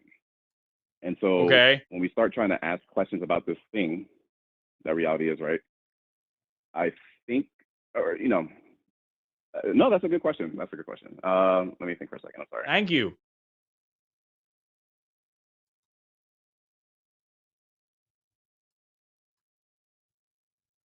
Dude, are you gonna answer? Yeah. Hello? Hey, yeah. I tell you what. I mean, I guess a lot of it comes down to intuition, which I know is not reliable as a source for truth. Yeah. Then don't bring it up. Give us one that's a source for truth. But no, I mean, that's why I believe it, though, right? Like, that's based on everything I know. I'm not trying Why to convince should we anybody else, believe but it? I'm saying, Why should anyone else believe it? Can you understand why I would be more than a little confused by someone who says, hey, I think it's based on intuition, and I know that's not reliable, but I believe it anyway. What I hear you say when you say that is, I don't care whether or not my beliefs are true, so I'm not going to use or present a reliable method. I'm just going to try to use unreliable methods to tell people why I still believe stuff. right, yeah, I get that. I mean, if somebody came to you, yeah, if somebody came to you and said, hey, man, I think men are better than women, and it's just an intuition, how much respect would you have for the individual's position and their method of arriving at it? I mean, I care about whether or not what I believe is true, so I want the best methods. And I don't always have them, but I try to find them. And the words you'll never hear come out of my mouth are, I think this is a really bad way to know what the truth is, but I'm going to go with it anyway. gotcha, yeah. Yeah. I tell you what, just go off and think about it. Call us back another time. We got some other calls to get to. I appreciate the call. Okay. You gave us some stuff to think about. Yeah, thanks, Maybe guys. we gave you some stuff to think about. We'll think about it. Thanks. Yeah, I will. Appreciate it. Yep. Cheers, Chris. Okay, bye. I'm gonna bring our lovely and talented producer in here with an announcement. Yes, hello. all Okay, means. so for those of you who were asking earlier about the oh my god, for those of you who were asking earlier about the patron hangout for the month of June, that's going to be at 7:00 Central Time tonight with Matt and I. And that is still happening for all patrons. The lowest tier is $5. That gets you access to all of that good stuff. And then, if you want your name on the credits at the end to look like a real amazing, super awesome supporter, that is the $50 tier, which we would love your support on. So yeah, if you want to be a part of the patron hangout, definitely go subscribe to our Patreon and be a part of that. Thank you. Awesome, possum. Hey, look, we've got more callers. We don't have theists on the line right now, so all the atheists who've been on hold and very patiently waiting for us to get through theistic callers, because we will always give priority to theistic callers, they're ready to speak. So, and we're ready to have them on the show to talk to them. I'm going to take a call in just a second. Just for clarity, that hangout is tonight at 7:00. This show is, it's like 3:37 right now. We're going to go, who knows, probably another hour and some change. And by the way, this isn't one of the shows on the line where we actually bother reading super chats, but we still do appreciate them. And if I see a super chat pop up in here with a question that I think is relevant to the show or would be beneficial to get to right now, I might just answer it anyway. You never know what the hell I'm going to do. I could rip all my hair out. Oh, I did that years ago. Well, I could find something else to do, but we have waiting for almost an hour and a half patiently is Serena, New Jersey, pronouns as she, her, an atheist, wanting to give us an update on her becoming an atheist. So welcome back, Serena. How are you? Hello. Hey, Matt. How are you? I'm alive.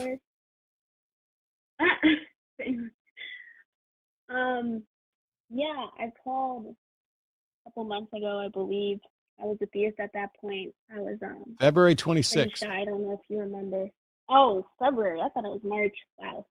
And I just wanted to say thank you because talking to you and Jimmy definitely helped streamline my deconstruction. I was already in the process of trying to do so, but I think I realized after our call that like the best way to deconstruct is to start being honest with yourself. And I realized that Most of my belief was like due to fear and stuff, and looking more into debates and like watching you guys for the months after that, I realized that I was just completely, what's the word, ignorant to like reality. And I realized that like religious trauma is so real, and it's a very hard thing to do, to remove yourself from that. But I also realized that the stigma put on atheists by like especially like my religion is so far-fetched, and I realized that like when people say that atheists have no like sense of morality, or they're not happy just because they don't believe in God, it's just all due to a sense of like cognitive dissonance and just fear. And I honestly have been like the happiest. I'm not like happy completely. I'm just more content and less beating up on myself. I realized that things in the Bible that I didn't agree with, that I was trying to find a way to agree with, like they're not okay. Like, for example, the one story that really always bothered me was the story of Job, because I was really confused as to why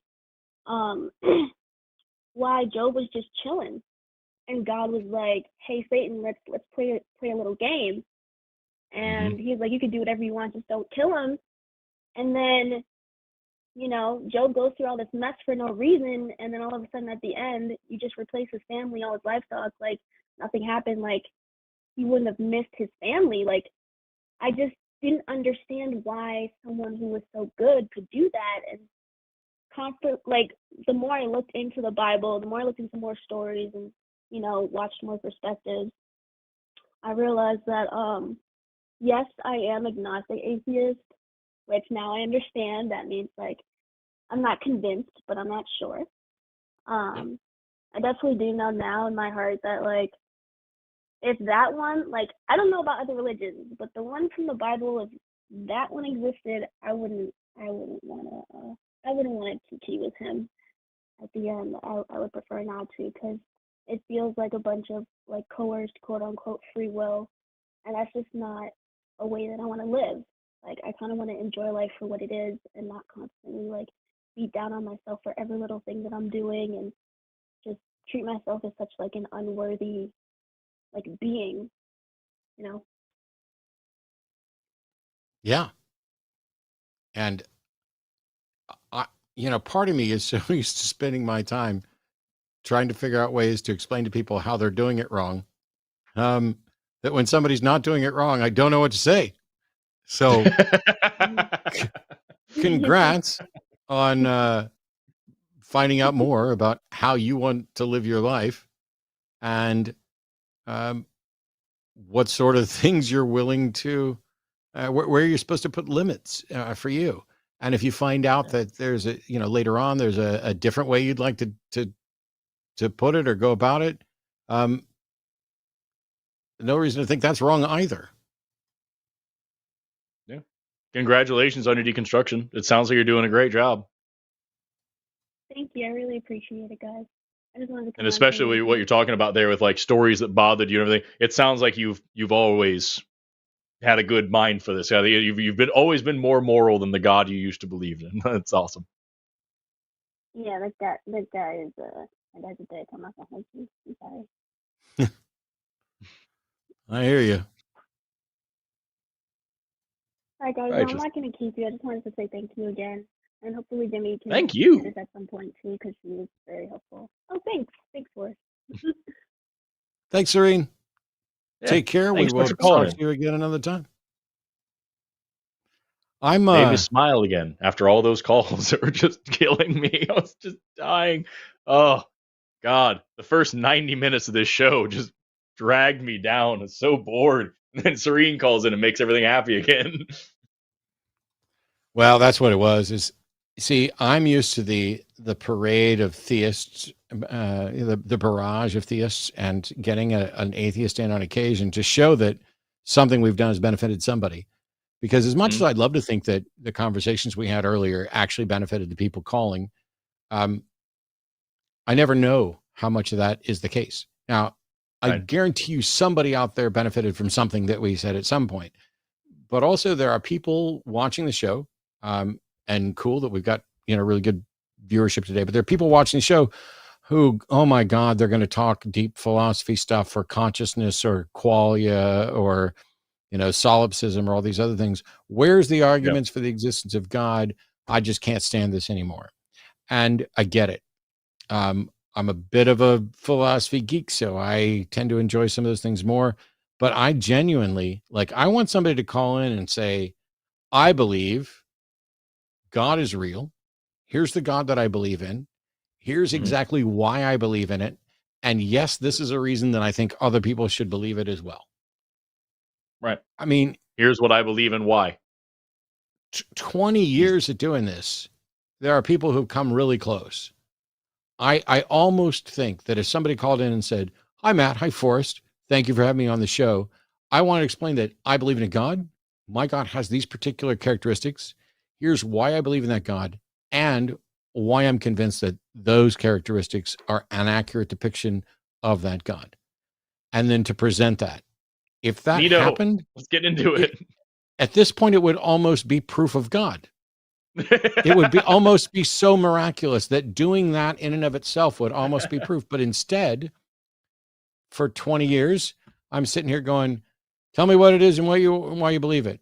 Well, I guess maybe I should start by telling you my story and about this thing when that I happened. was 15. And no, none of that has anything to do with it. Well, what do you think about this? All right. What I think about it doesn't matter. But it's not just people want to be like, oh, well, this is the phone. This is a call-in show. These people aren't, experts. They're not doing this every day the way you are. Okay. Then why does the same thing happen in almost every single debate that I have publicly with a theist anywhere? The recent debate I did with Cliff, there was no the presentation of a mechanism. He did finally, 2/3 of the way through the debate, present his mechanism, but he said that his mechanism was there so that he could tell the truth of something, but the mechanism was only passingly sufficient to demonstrate that his modern copy was reliably accurate to the older copy. Nothing in there showed why the older copy was accurate to the facts of reality. And his other mechanism was essentially like, look, I have to judge history all with the same standard. And so if I find somebody reliable and they got place names right, I should also consider them reliable on whether or not somebody raised from the dead. No. I love Forrest to pieces. I like watching his content. I love having him on the show. If Forrest tells me something about science that I don't know, I'm probably going to take him at his word, or at least go and look it up because I'm intrigued by it. But if Forrest looks me in the eye and says, you should also believe me when I say that last night several pixies entered my bedroom, tied my socks into knots, and then anally probed me for 3 hours. When they got done, they walked up, climbed up on my chest, stood there and said, you, sir, are fucking awesome. I wouldn't believe him. They insulted me after anally probing me. They didn't say I was awesome. Pixies hate me. That's why. That's why the I wouldn't only believe reason. him. Nobody should. After crawling up inside of your butt, nobody should be giving you nice things, saying nice things. That's what I'm saying. Especially if they tied my socks together, those sons of bitches. The story's inconsistent. The logic isn't there.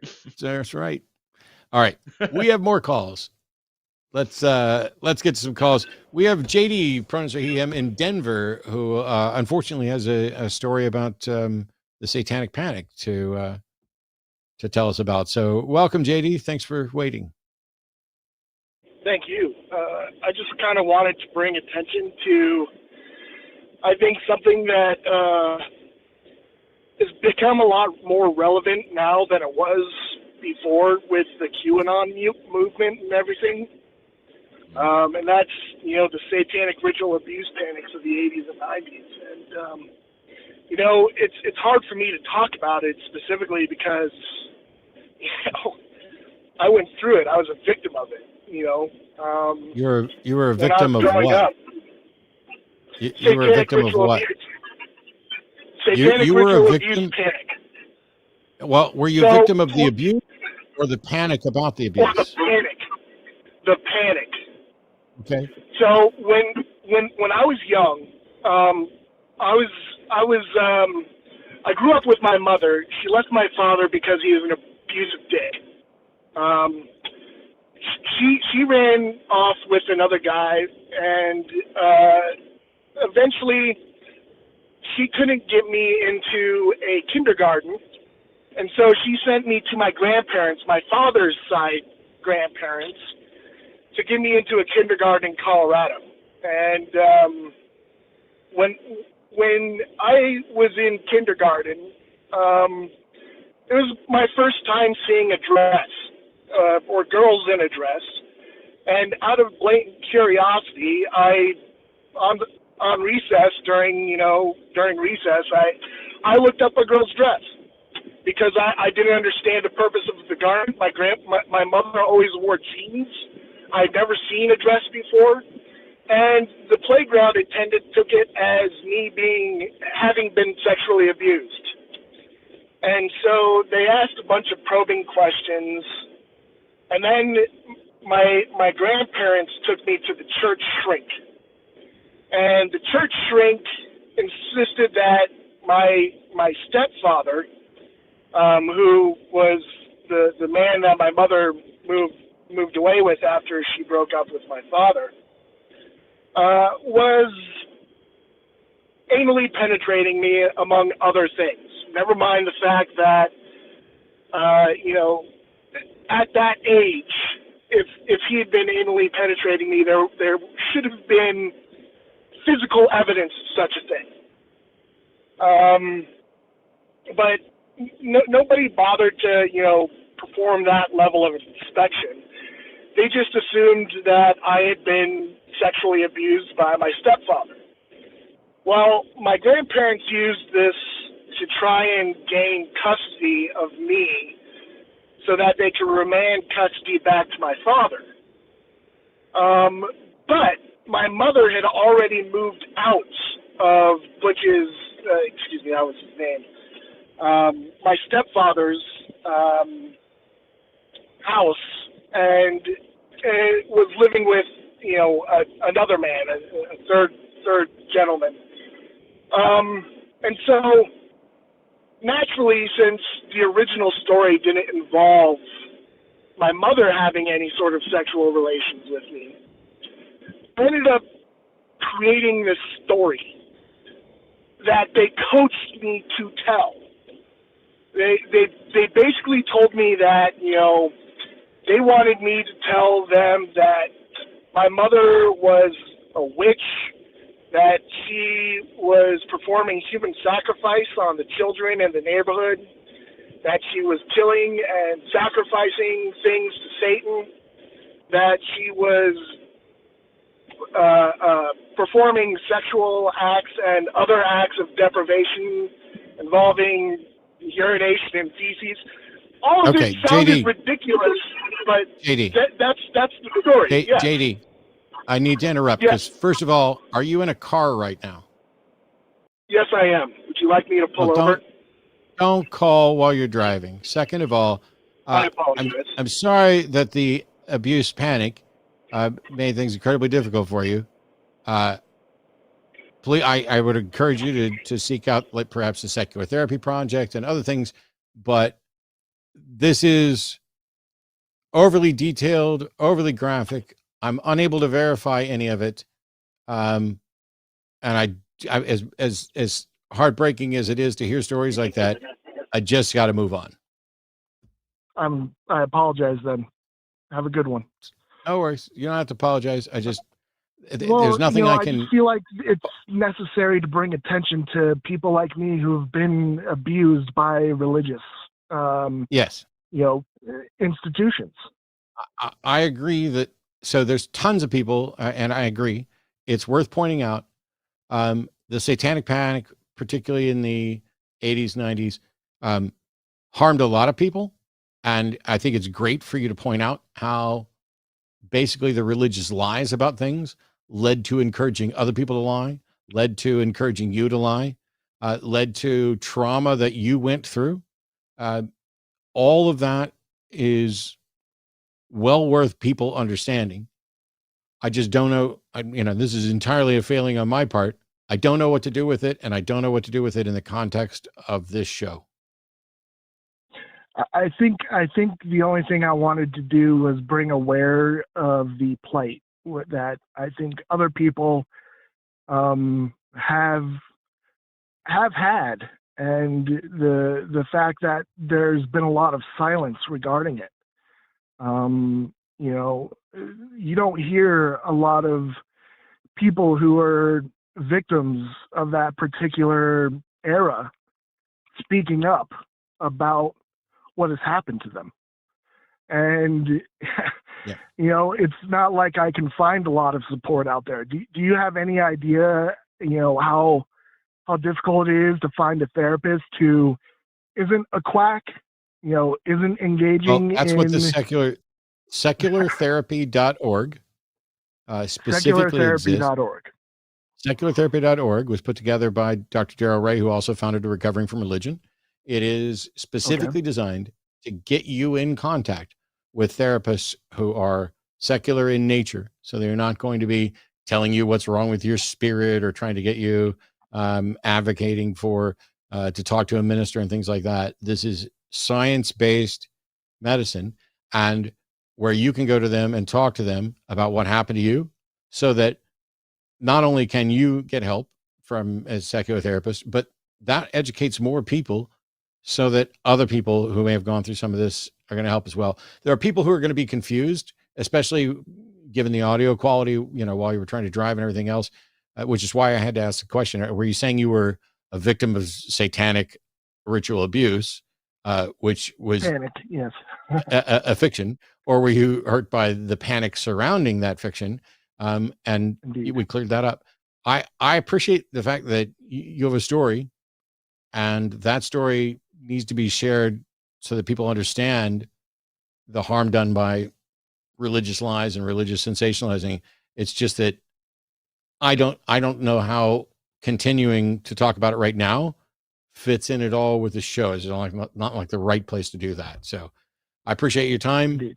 And please reach out to the Secular Therapy Project. And if I don't know, maybe one of the best things to do would be to work towards finding or establishing a group in the same way that there's the Clergy Project, which is a place for former clergy people.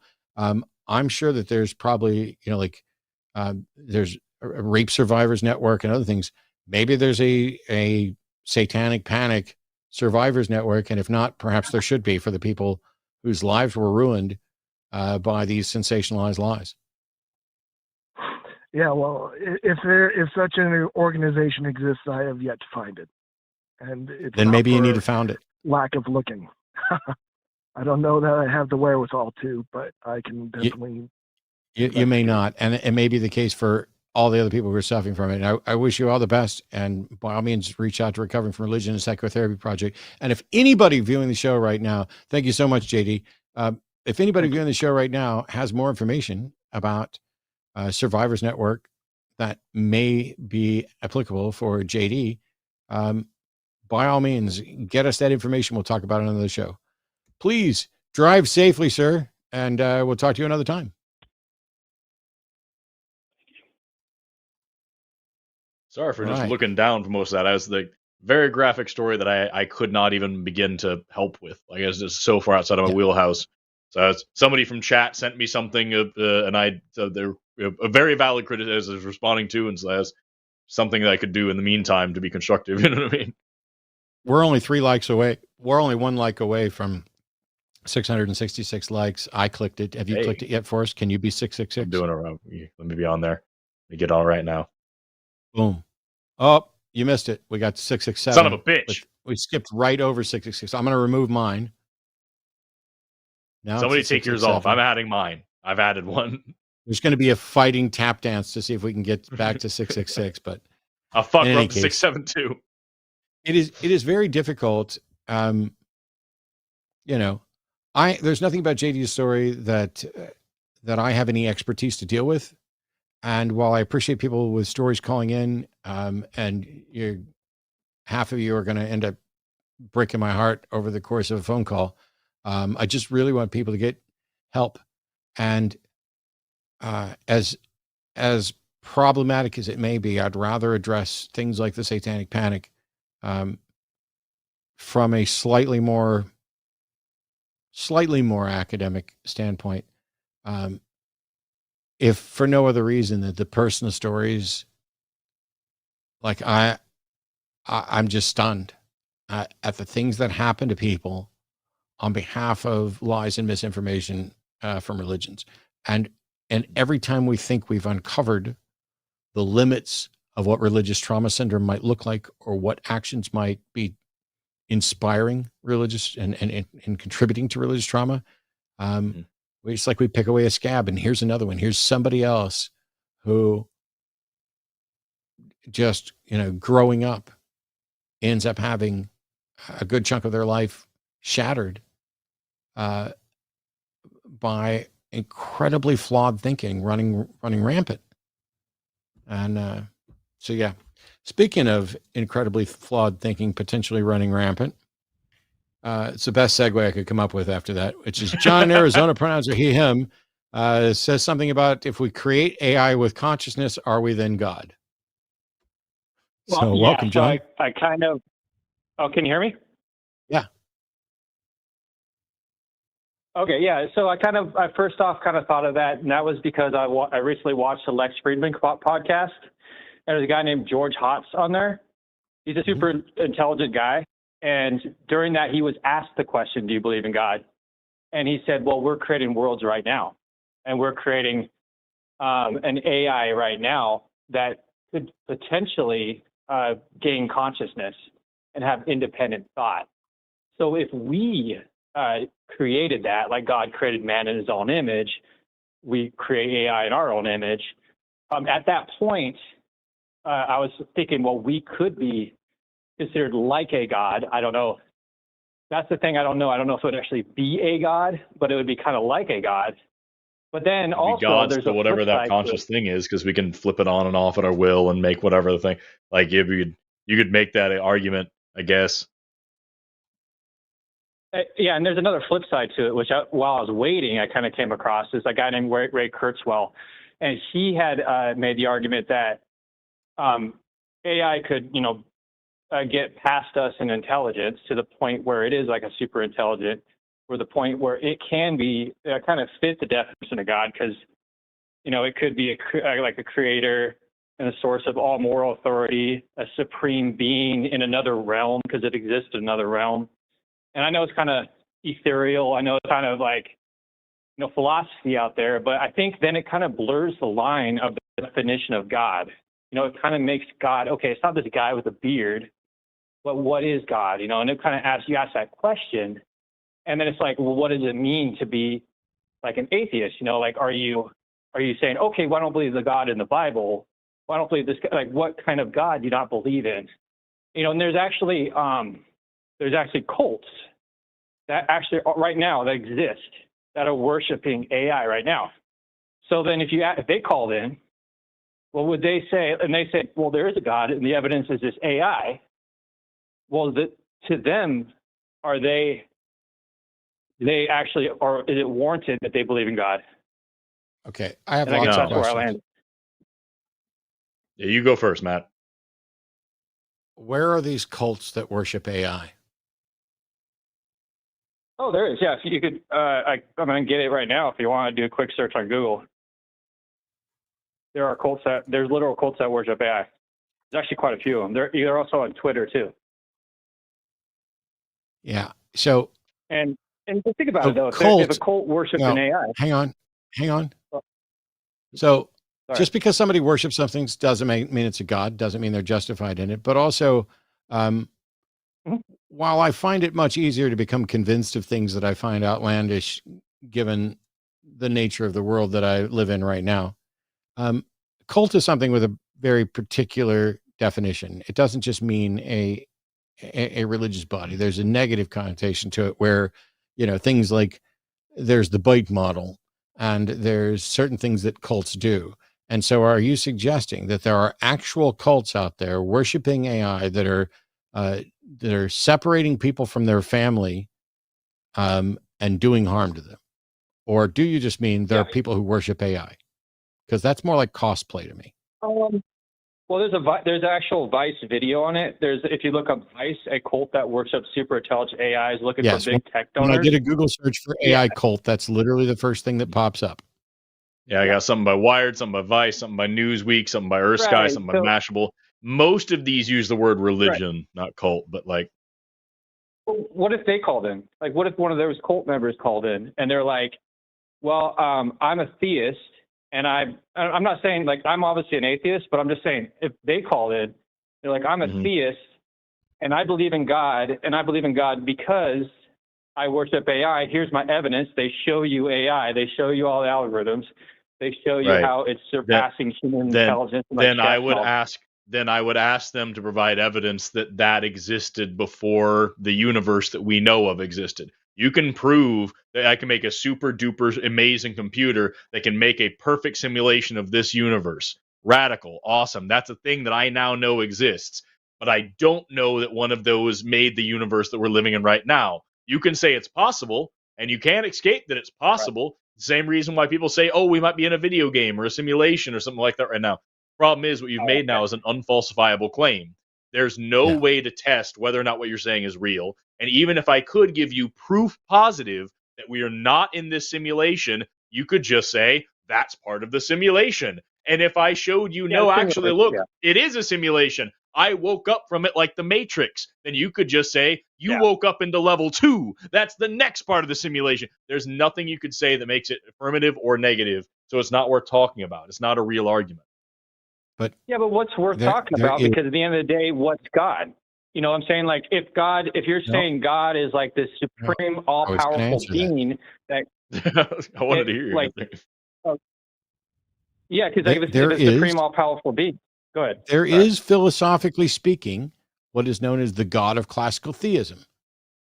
That is one model. Okay. There are many other models that might qualify as a God.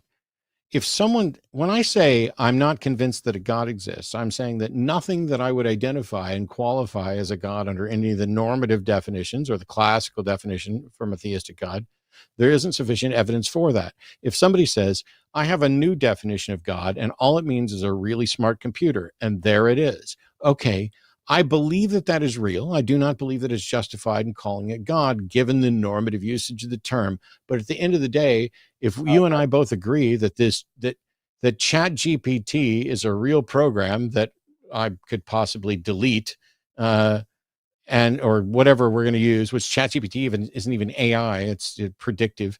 But no matter what we're going to do, if we're going to say, this is my God, you could be saying that about this pair of glasses or the one on my head. And yes, I have two different pair for many reasons. But he's extremely old.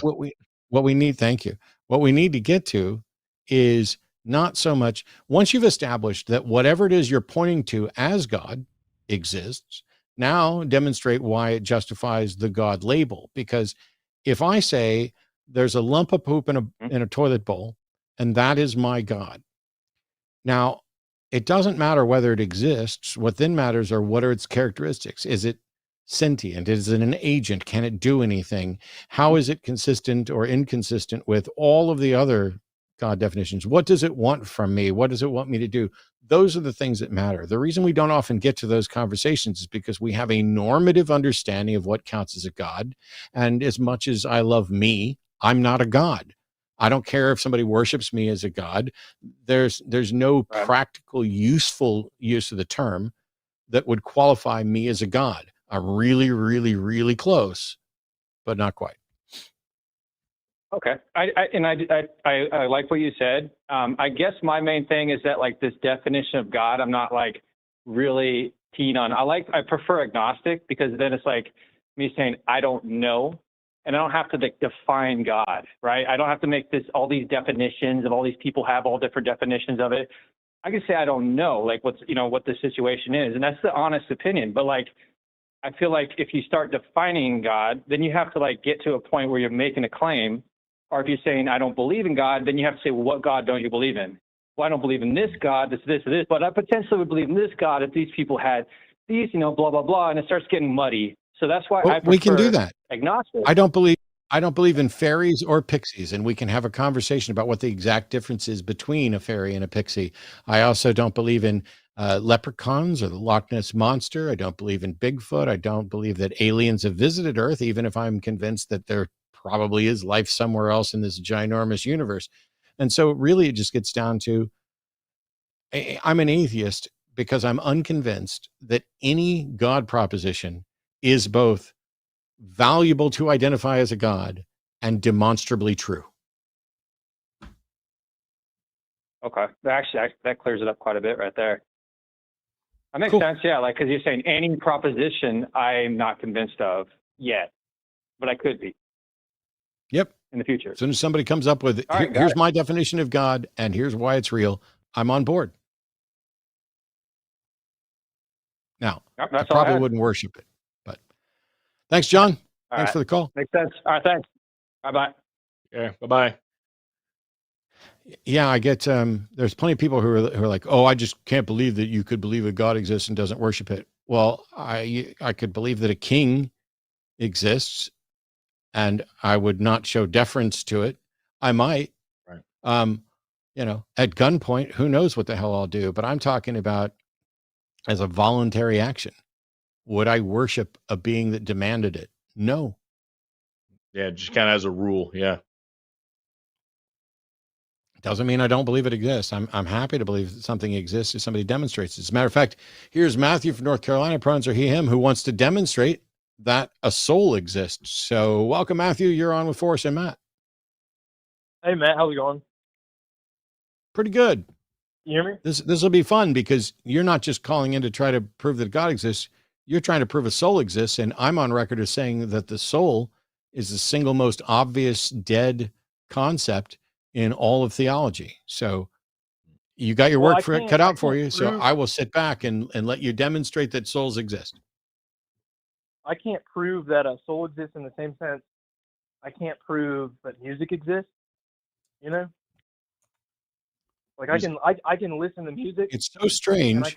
It's so strange that you called in because you want to argue that a soul exists, and when I give you the opportunity, right off the bat, you're like, "Well, I can't prove that a soul exists the way I can prove music exists." So here's where we're going to start. Because it's similar, right? Hang on. Here's where we're going to start.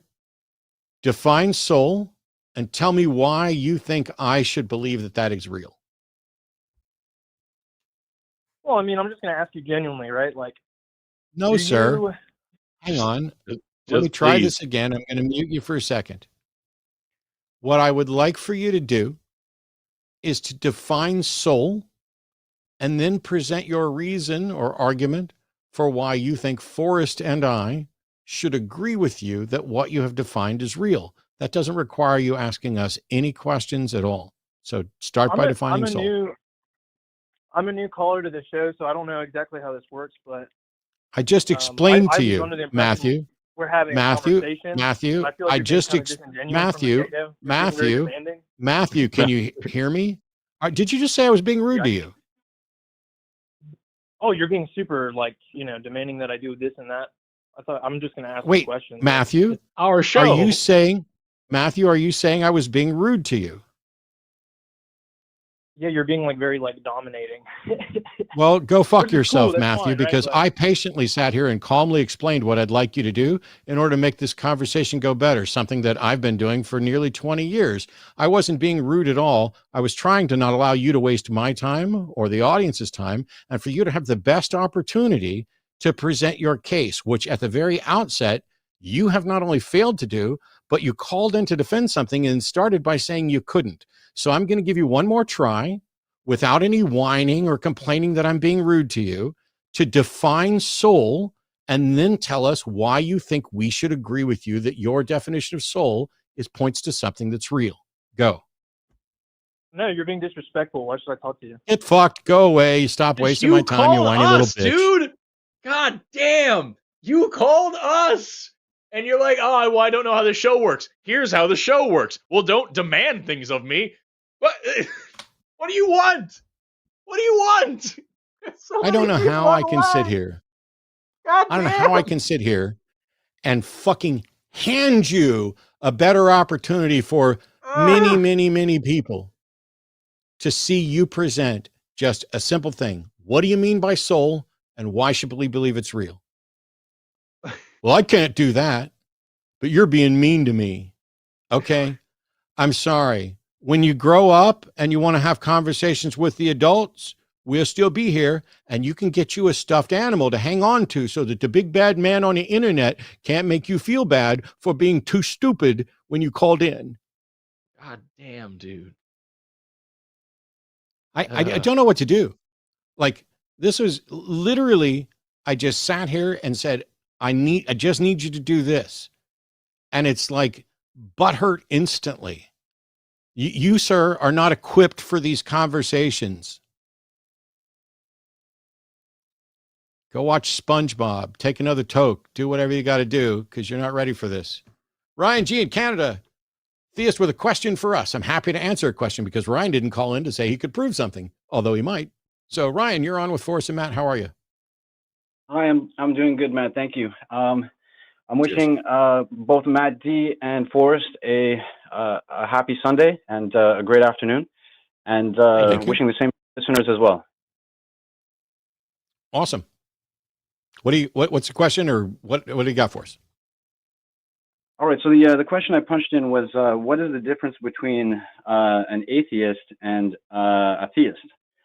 A theist is someone who is convinced that a God is real, and an atheist is someone who is not convinced that a God is real.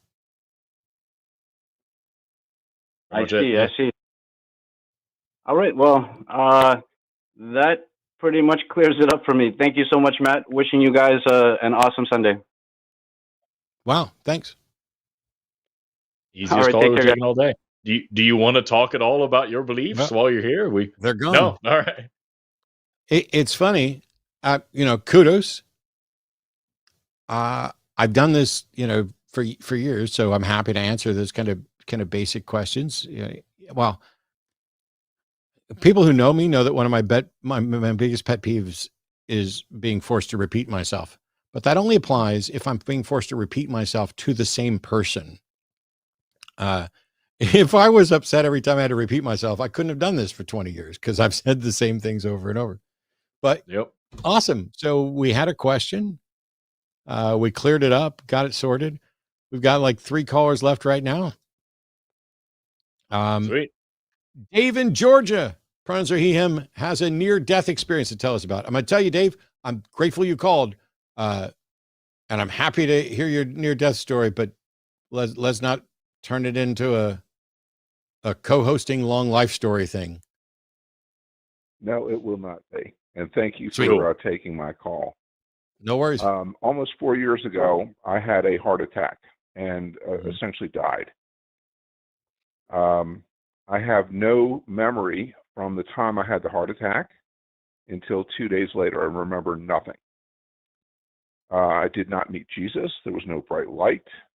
I didn't meet any dead relatives.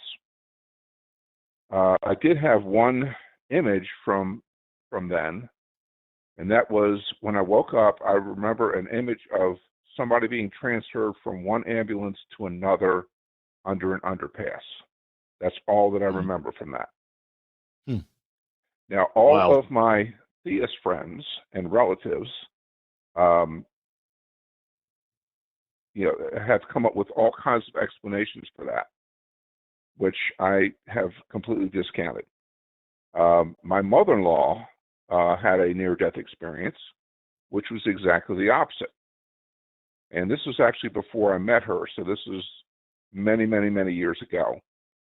And she said, after they revived her on the operating table, she opened her eyes and said, "Why did you bring me back?" So completely opposite. Here is the issue that I've got with this near-death experience, or actually with my heart attack. I live alone.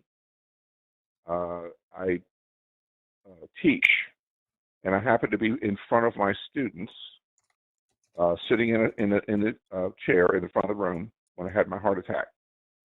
In the next room was somebody who had just recertified with CPR, and the school had just installed AEDs in all of the buildings, not more than 3 months before.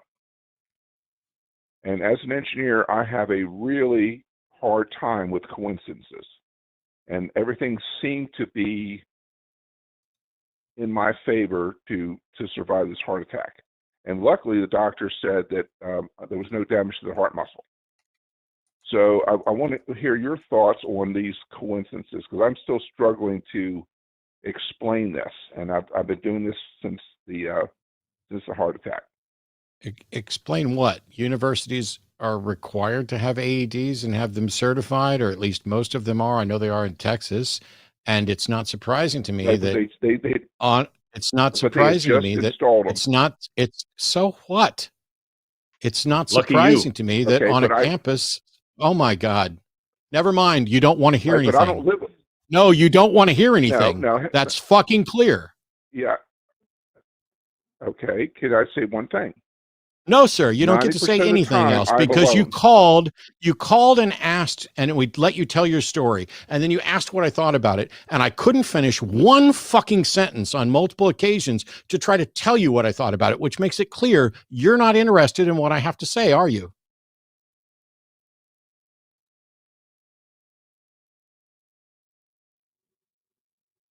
I guess that's a no. Thanks, Dave. We're losing. Okay. What is this show? What I is don't this show understand. today? What's happening today?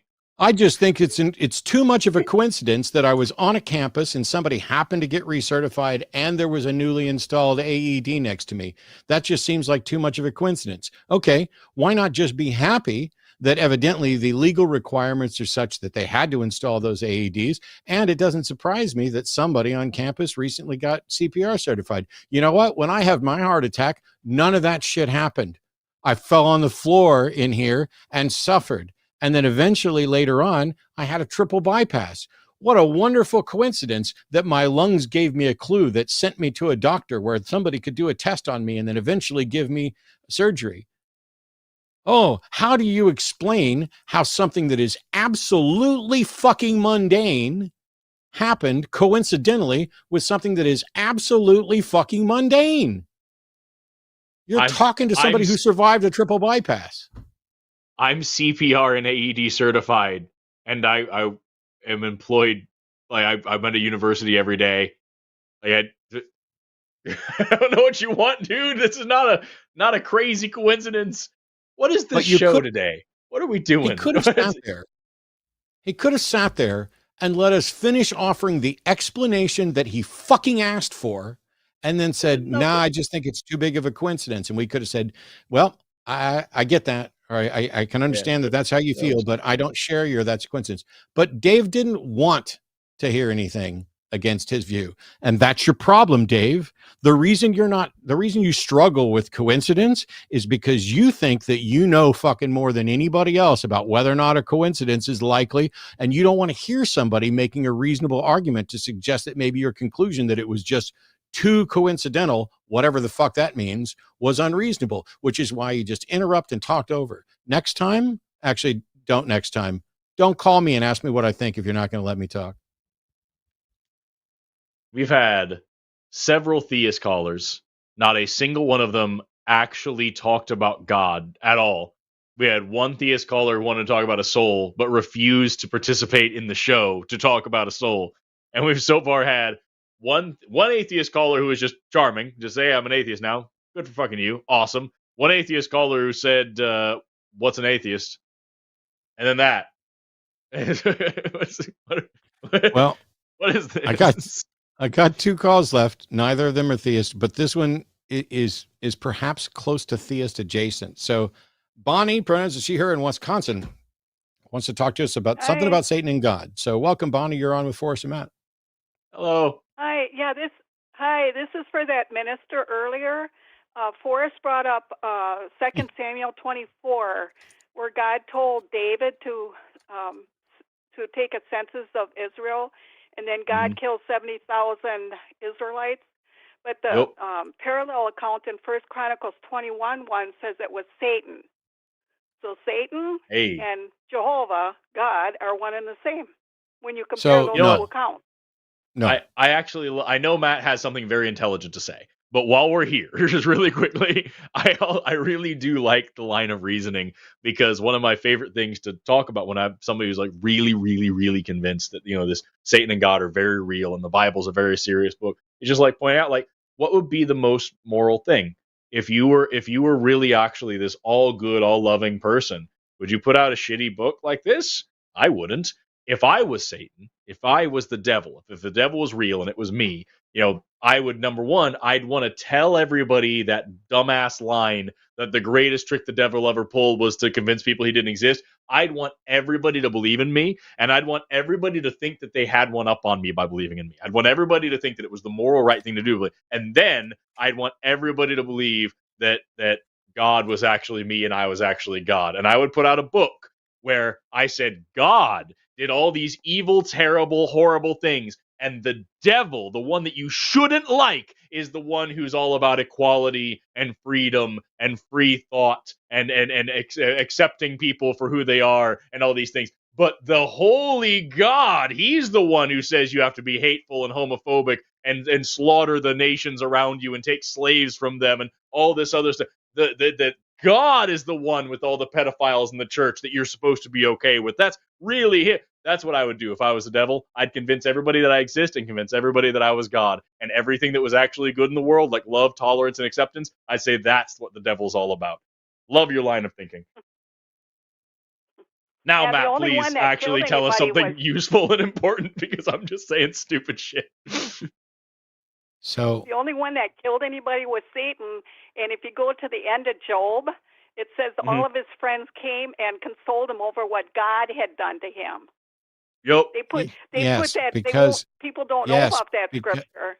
Yeah. No, they know. You just don't understand it. So here's the thing. Tell us the truth, Matt. Tell us the truth. Second Chronicles. So the comparison between Second Samuel and Second Chronicles. If you actually go, oh my God, I give up. You're right, Bonnie. Thanks. Goodbye. I'm just going to do a video on Second Samuel's and First Chronicles. I want to know, and I'm here. So, first of all, part of this is related to the Hebrew language and Jewish idioms. So in 2 Samuel 24, when it says the Lord incited David to number Israel, and in 1 Chronicles 21, or actually, wasn't it right at the beginning? Yeah, 1 Chronicles 21:1, Satan stood against Israel. It's an idiom, which is, from a Jewish perspective, it's about what God allows and encourages. It's similar to, I'm the Lord your God, I create good and I create evil, which should also possibly be described or translated as create mischief. But also in the Old Testament, Satan was God's fucking henchman. Satan is the accuser. Satan is the one who goes out and does the stuff that God wants. And so if one version of the story says the Lord incited David to number Israel, and another version of the story says Satan moved David to number Israel, Satan is still in a position where he can be God's henchman. So there's a bunch of different ways to resolve this. And what drives me crazy is when somebody's like, people have never heard this verse. Are you kidding me? I use east-sword.net, and I see, let's see, 3, 6, 9, 12, 15, 18, 21, 24, 27. I'm going to stop counting and just guesstimate that there's about 40 or so Bible commentaries, and you can pick any verse in the Bible, and there will be commentaries for it. So First Chronicles 21:1, boom, boom, boom, boom, boom. We get over here, and if you want to read Paul Kretzmann's thing of it, you can say, and Satan stood up against Israel and provoked David to number Israel. And it says, from the parallel passage, 2 Samuel 24:1, where we learn that this was due to the fact that the Lord at this time withdrew his grace from David and permitted the temper to prevail over him. People have been studying this thing down to every jot and tittle for the entirety of this. And when people think, oh, I found this, it's how we get fucking atheist websites with pages and pages with thousands of contradictions that aren't contradictions. Wasn't it in there? I'm looking at it right now. But wasn't that like the angel of the Lord came and did a like bad thing, and like it uses the word like shaitan or something like that, and it just generally means like just like a angry evil spirit or something like that, or like an adversary or something. I can't remember exactly what it is. I would have to get it in here. There's a lot of examples like that.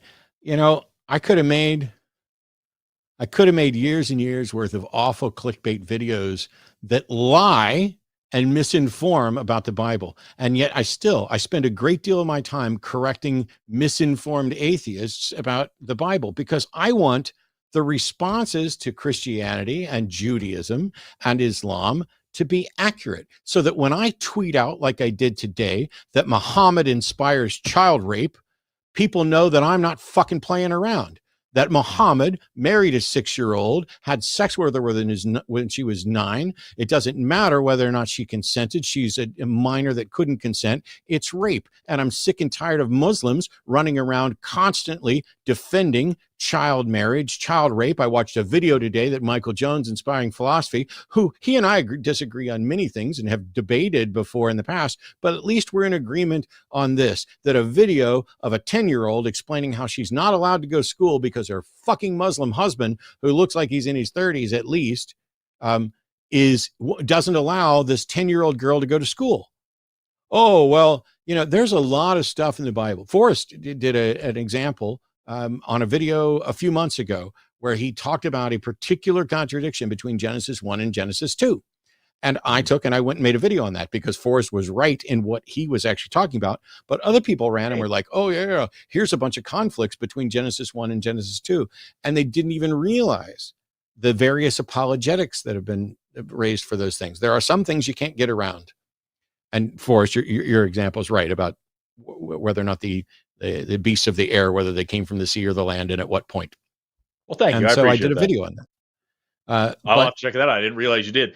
This was, by the way, I found the thing. It's in Numbers. It's with Balaam and the talking donkey, and it says over and over, the angel of the Lord is standing in the way, blocking the donkey. But the original, I had written here in the margin, the original translation was Ha Satan, or he who opposes. And so, like, the word Satan is just like opposer or something like that. Like, yeah, and like I think you said accuser as well. Like, yeah, I remember making that note a long time ago when I was going through Numbers, and like, yeah, it's Numbers fucking, what?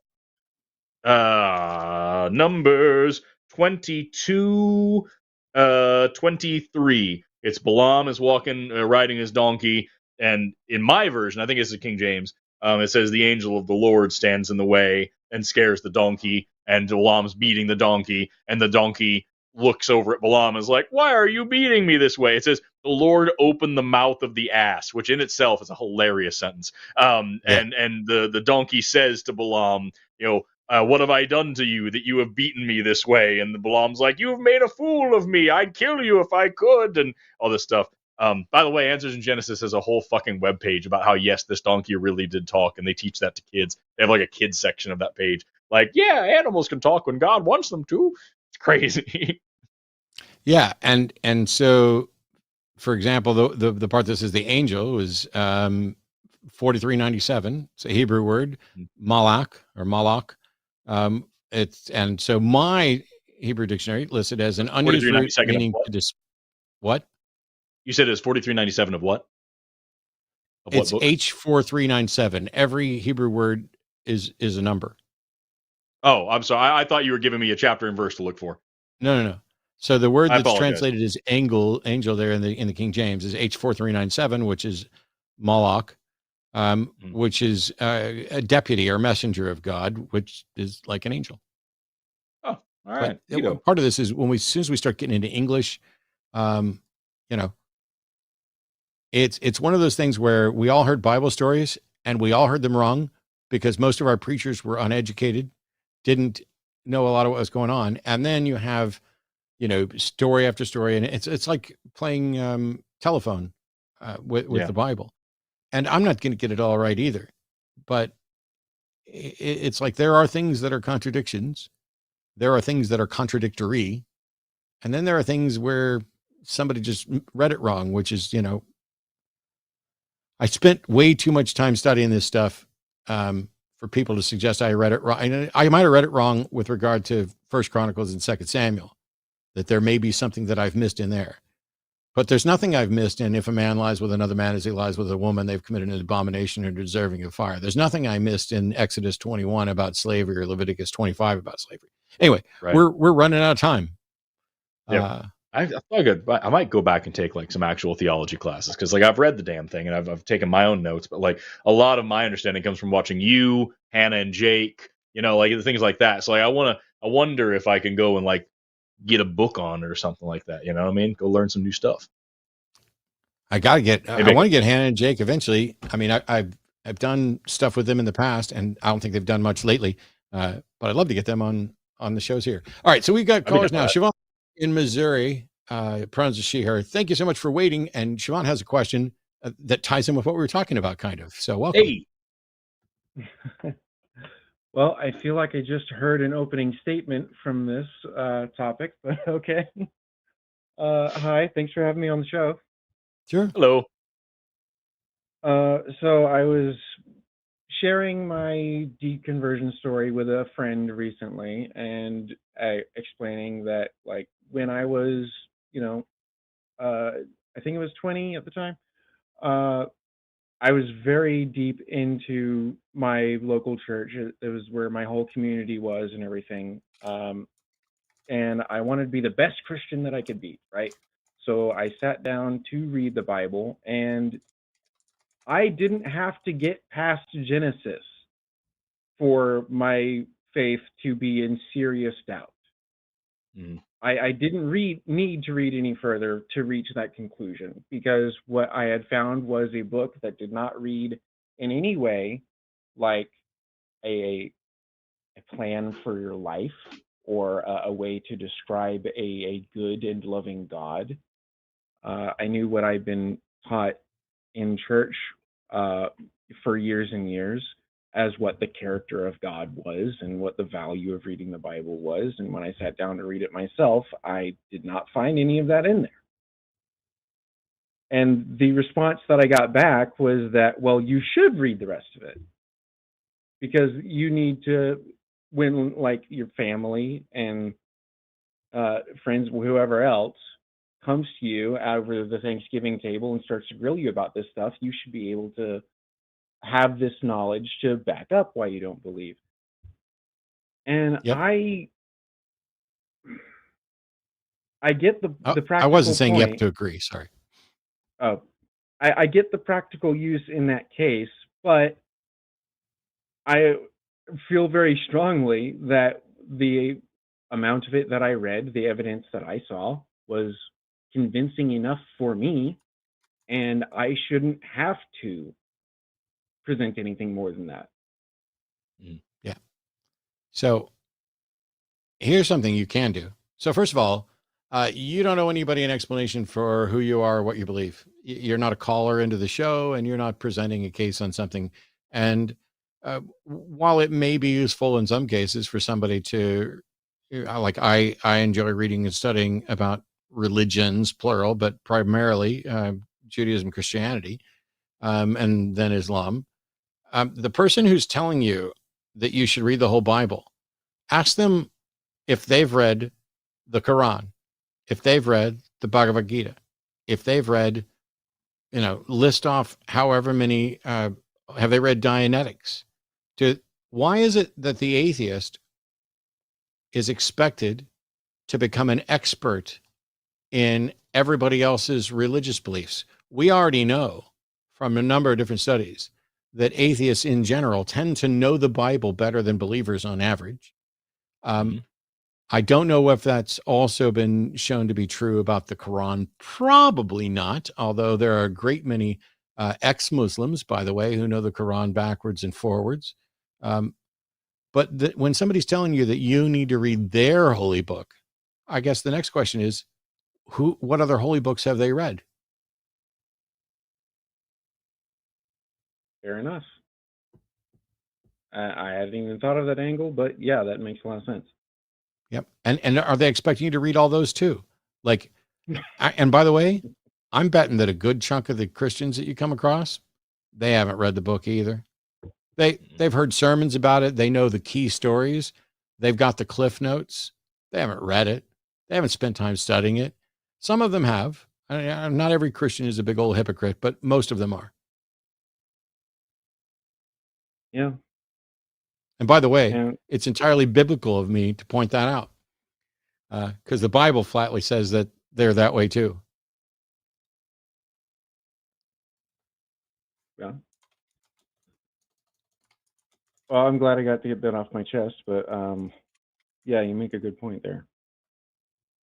I have often felt that I was unprepared for these kinds of conversations because I haven't read all through it. But at the same time, I'm working for a living. I'm running, my own household. I have stuff to do. Yeah. It's bizarre. And so here I am. I'll let you go, Siobhan, because there's no reason to keep you on for the rest of my little diatribe here. But thanks so much for calling. Thank you for hearing me out. And y'all have a great day. Our pleasure. I think we might have just lost the last car, but we'll see. While it's getting potentially refreshed, I've lamented about this before. I'm better than the average person on a number of different scientific issues, but I don't know anywhere like a recognizable fraction of what Forrest knows or of what Aron knows on clades and that type of stuff.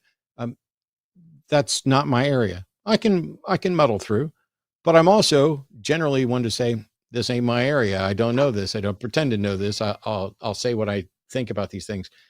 Why is it? And I've asked this before. I've hosted shows, live shows, for almost 20 years.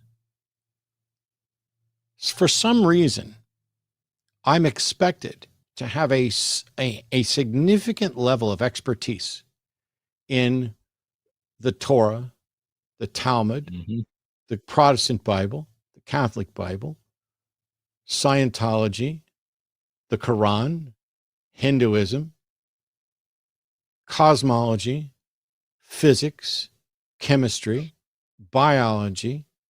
I mean, the list just goes on because I have to address questions from all of these subjects where your religion has pretended to know something. And then I've got to be able to say, no, I'm sorry. And I need to do it politely. I'm sorry, but your religion pretended to know something. And here's how we really know, or here's what we really know.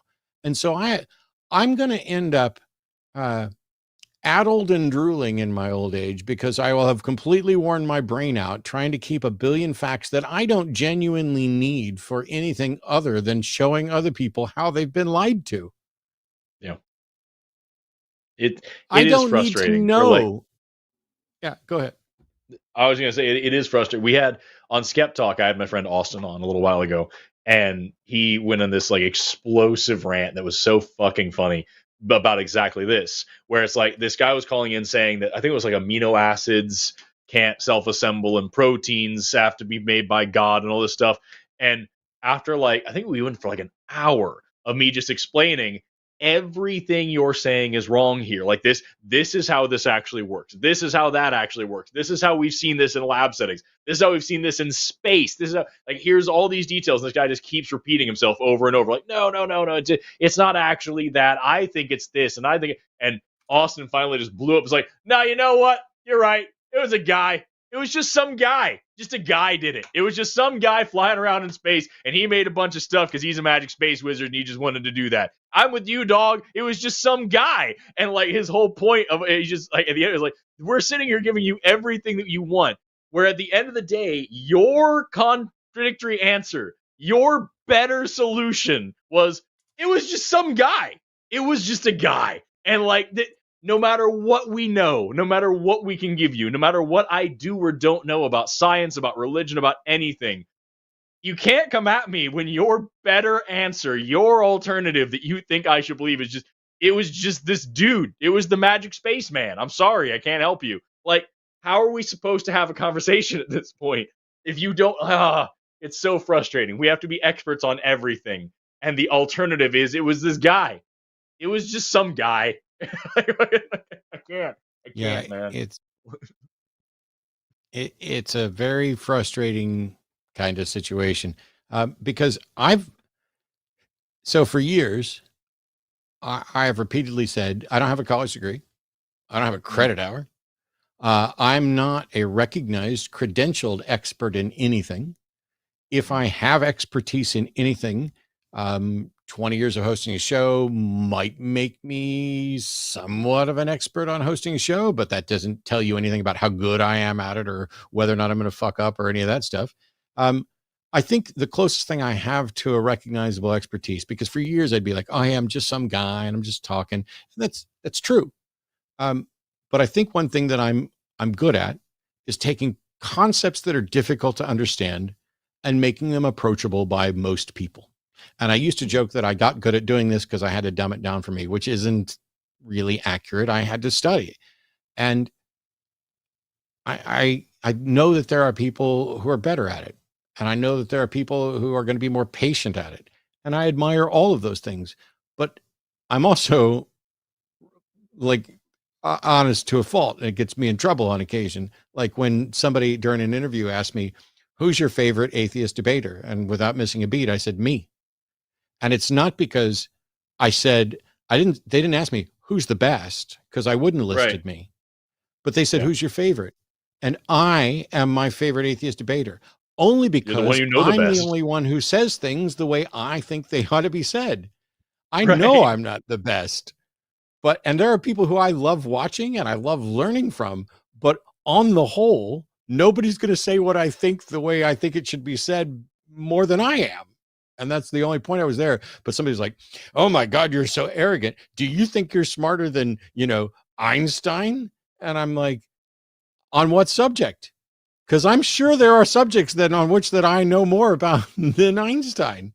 Well, what about, like all of these famous scientists who believed in God? Okay. They can be smarter than me about all kinds of things and still be wrong about the God thing. It's the people who are worried, like there's confidence and then there's overconfidence. And I've been guilty of both. But when somebody, this is for all of you out there, when somebody tells you that you are too confident, when you personally feel that not only are you not being particularly confident, you're just being matter of fact and presenting yourself as someone who just is saying what they understand and believe to be true as accurately as they can, ignore them. Ignore them if you're just too confident. Anybody who tries to get inside your head and say, you misunderstood it. You need to misread it. You have your heart's closed off to God. All of these things where the nature of your character is listed as a problem with your ability to understand. If that's not accompanied by here's why you're wrong, then it gets to get ignored. They could still be right about all of it, but if it's not accompanied with an actual argument, as evidently it's just too difficult for theists to present an actual argument. How many times did we ask today, Forrest? God, so many. Was there anything that was close to a syllogism supported by evidence? There was never a single time that anybody just said, I believe this because that. There was never one. And I don't know what you want me to do then. You know what I mean? Like and that one dude, I can't get over that one dude who called in to tell us that we're jerks for telling him how to be on our show. What? What? It's wild. Let me wrap this up. Can I answer a question? I've closed out all the calls. So first of all, huge thank you to Aron for agreeing to produce this show. And to Forrest for getting cleaned up, shoveling some food down and jumping on here with very little. I know you have some amazing work to do. And I know that your work would have probably been better served by not coming on today's show and focusing instead on countering the creationist views. So I am deeply appreciative, and I will let you go to go get your work done. For all of you watching, don't forget that there's going to be an episode of Hostility with Jimmy and Zelf on the Shelf on Monday. There'll be a Cuz I Wanna on Tuesday. There'll be the Hang Up this Wednesday with myself and Andrew Seidel. We're going to be going through Supreme Court decisions, and it's been a while since he's been on. So that's probably going to be a heavy and lengthy show. And on Thursday, the Transatlantic Call-In Show, Katy and Arden, the OG hosts, are back and working together. Thanks again to Dragon for screening. All of our moderators in chat, everybody who participated either through chat or through contributions. I know we don't read the super chats here. And believe it or not, yes, to every single one of the callers, including the ones that got heated or got shut down or that I said were stupid or whatever else. I genuinely appreciate the attempt. It's just when there's failed attempt after failed attempt, when we have to sit down and explain to people what an argument is, when we have to explain to people what evidence is, when we have to say what we're looking for is, here's what I believe and why. And even after telling them that, we don't get it. Expect frustration. Bring your A game. And if you can't do that, at least bring a B or a C game. But if you show up with a D game and you just want to whine about how I was mean to you for bringing a D game, that's your problem, not mine. We'll see you next week. Bye. Oh shit, we're still here. We are. And it's now we can see your face because these wonderful credits. It's like we got a new producer that knew how to put credits up so they didn't cover somebody's face. It's amazing. Go fuck yourself, Jimmy.